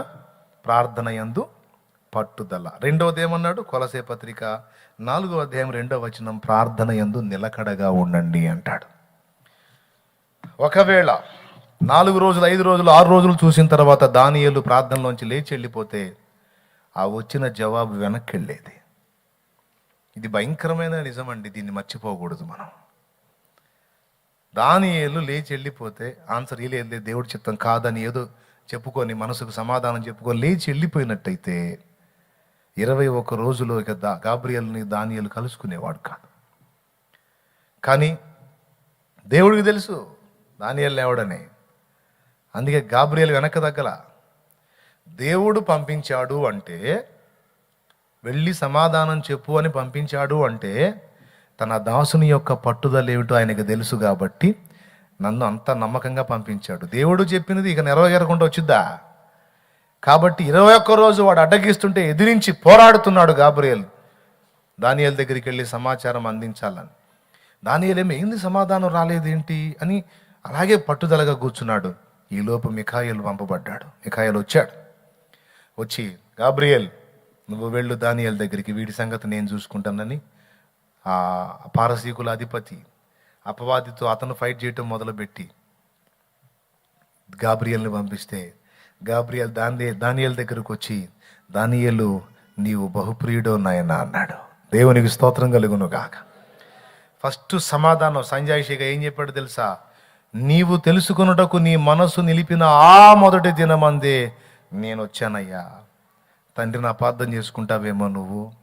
ఏమయ్యా, ఇదేదో నాకు అప్పుడే పంపిస్తే ఇంత నిరసించేవాడిని కాదు కదా.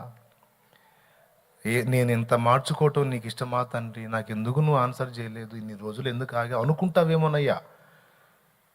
నువ్వు చాలా ఇష్టం తండ్రికి, నీవు బహుప్రియుడవు. నువ్వు మోకాళ్ళు వేసావంటే వెంటనే స్పందిస్తాడయ్యా, అంత ఇష్టం నువ్వంటే. డానియల్ అప్పుడే వెళ్ళమన్నాడు నన్ను. వచ్చా, వాడు అడ్డగించాడు. ఇన్ని రోజులు పోరాడుతున్నా, మిఖాయేలు వచ్చి నన్ను పంపించాడు. అప్పుడు దానియేలుకు అర్థమైపోయింది, అవునా నాకు తెలుసులే, ఒట్టిగా ఆగవుగా, ఆయన ఒట్టిగా ఆపడుగా, నేనంటే ఆయనకి ఎంత ఇష్టమో నాకు. అబ్బా, అస్సలు శక్తి లేకుండా నీరసించిపోయాడు.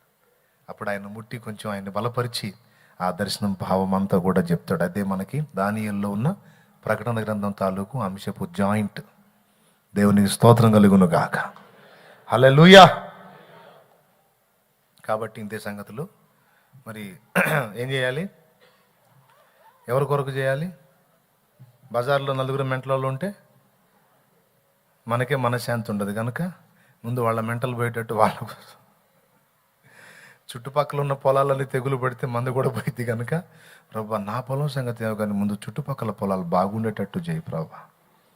అన్నీ బాగుంటే నాది కూడా, అన్నిటికీ నీళ్ళు వస్తే నా పొలానికి కూడా, అన్నిటికీ సమృద్ధి పంట వస్తే నా పొలానికి కూడా, అన్నీ పోతే కాబట్టి అన్నీ బాగుండాలి, అందులో నేను కూడా ఉండాలి.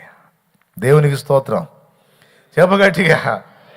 అలాగే బజార్లో అందరూ బాగుండాలి ప్రభా. ఎవడికి మెంటలు ఎక్కొద్దు నాయన, ఎవడికి దయ్యం పట్టద్దు ప్రభా.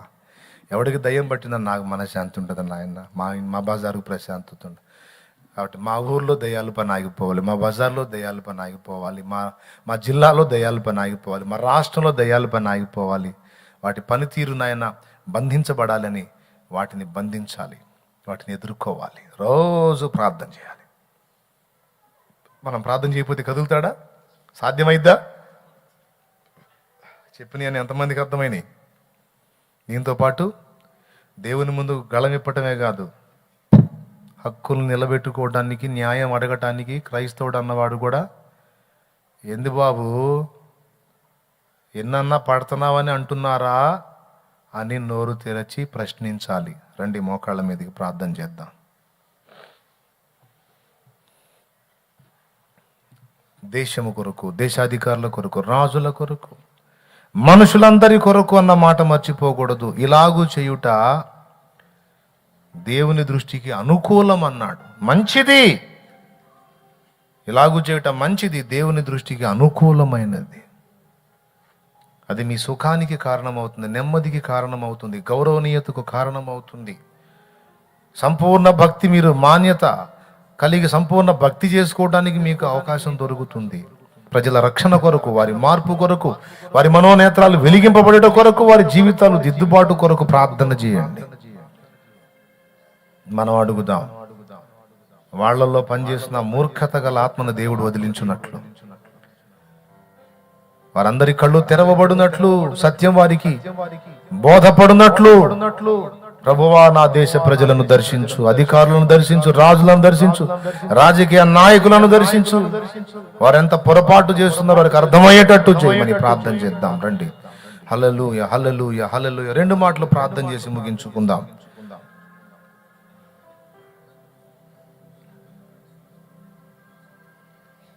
మన మధ్యలో దైవ సేవకులు నాగేశ్వరరావు గారు ఉన్నారు, వారు ప్రార్థన చేస్తారు. మనం ముగించుకుందాం. స్తోత్రములు, స్తోత్రములు, స్తోత్రములు, స్తోత్రములు తండ్రి. దేవానికి వందనాలు, స్తోత్రాలు, స్తోత్రాలు, స్తోత్రాలు, స్తోత్రాలు తండ్రి. దేవా, ఈ రాత్రికాల సమయంలో నీ దాసుని నిలబెట్టుకుని ప్రభువా మా అందరితో కూడా నువ్వు మాట్లాడిన విధానాన్ని బట్టి నీకు స్తోత్రాలు, స్తోత్రాలు, స్తోత్రాలు తండ్రి. నిండు వందనాలు చెల్లిస్తున్నాము దేవా. మనుషులందరి కొరకు, రాజుల కొరకు, అధికారుల కొరకునైనా ప్రార్థనలను, యాచనలను, విజ్ఞాపనలు చేయమని ప్రభువా ఈ రాత్రి సెలవిచ్చిన విధానాన్ని బట్టి నీకు వందనాలు, స్తోత్రాలు చెల్లిస్తున్నాం ప్రభువా. ఇదిగోనైనా ప్రభువా మీరందరితో కూడా మాట్లాడినందుకు మీకు వందనాలు ప్రభువా.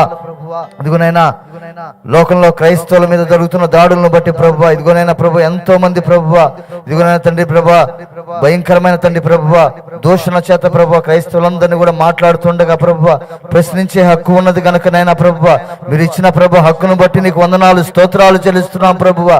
ఇదిగోనైనా క్రైస్తవులందరూ కూడా కలిసి ఏక మనస్సు కలిగి ప్రభువా ఇదిగోనైనా తండ్రి ప్రభువా ఏకతాటి మీదకి వచ్చినైనా ఇదిగోనైనా తండ్రి మేమందరము కూడా ప్రభువా విజ్ఞాపనలు, ప్రార్థనలు చేయటమే కాదు నైనా అవసరమైనప్పుడు ప్రభువా గలమెత్తాలని ప్రభువా నువ్వు మాట్లాడిన విధానాన్ని బట్టి నీకు స్తోత్రాలు చెల్లిస్తున్నాం ప్రభువా. ఈ రాత్రి మీరు మాట్లాడిన ప్రతి మాట కొరకు వందనాలు. దానిలో కలిగినటువంటి పట్టుదల కలిగిన ప్రార్థన మీరు చేయమన్నారు దేవా. నిలకడ కలిగినటువంటి ప్రార్థన చేయమన్నారు దేవా. బలమైన ప్రార్థన చేసి ప్రభువా సాతాను శక్తులను లయము చేయమని మాట్లాడినందుకు మీకు స్తోత్రాలు చెల్లిస్తున్నాం ప్రభువా. అంధకార శక్తులన్నీ కూడా యేసు నామములో లయమగులుగాక నీకు స్తోత్రాలు చెల్లిస్తున్నాం ప్రభువా. పట్టుదల కలిగినటువంటి ప్రార్థన మేమందరము చేసి ప్రభువా దయ్యపు శక్తులను బంధించే కృప మాకు దయచేయమని ఈ రాత్రి నీ దాసుని ద్వారా మాట్లాడిన ప్రతి మాట కూడా మా హృదయాల్లో నీరు గట్టి ఫలింపును దయచేసి ప్రభువా నీ పక్షాలను నిలబడే సాధనములుగా మార్చమని యేసుక్రీస్తు దివ్యనామమున ప్రార్థన చేసి అడిగి వేడుకుంటున్నాము తండ్రి. ఆమేన్. మన తండ్రి అయిన దేవుని ప్రేమ, మన ప్రభు అయిన యేసుక్రీస్తు వారి కృప, పరిశుద్ధాత్మ దేవుని అన్యోన్య నిత్య సహాయ సహవాసము సమకూడిన మనకు సకల పరిశుద్ధులకు సార్వత్రిక సంఘమంతటికి ఆయన రాజ్యము చేరు పర్యంతం తోడండి నడిపించును కాక. ఆమేన్, ఆమేన్. ప్రభేసు రక్తమునకు జయం, ప్రభేసు రక్తమునకు జయం, ప్రభేసు నామమునకు సంపూర్ణ విజయము కలుగును గాక. ఆమేన్. హల్లెలూయా, హల్లెలూయా, హల్లెలూయా.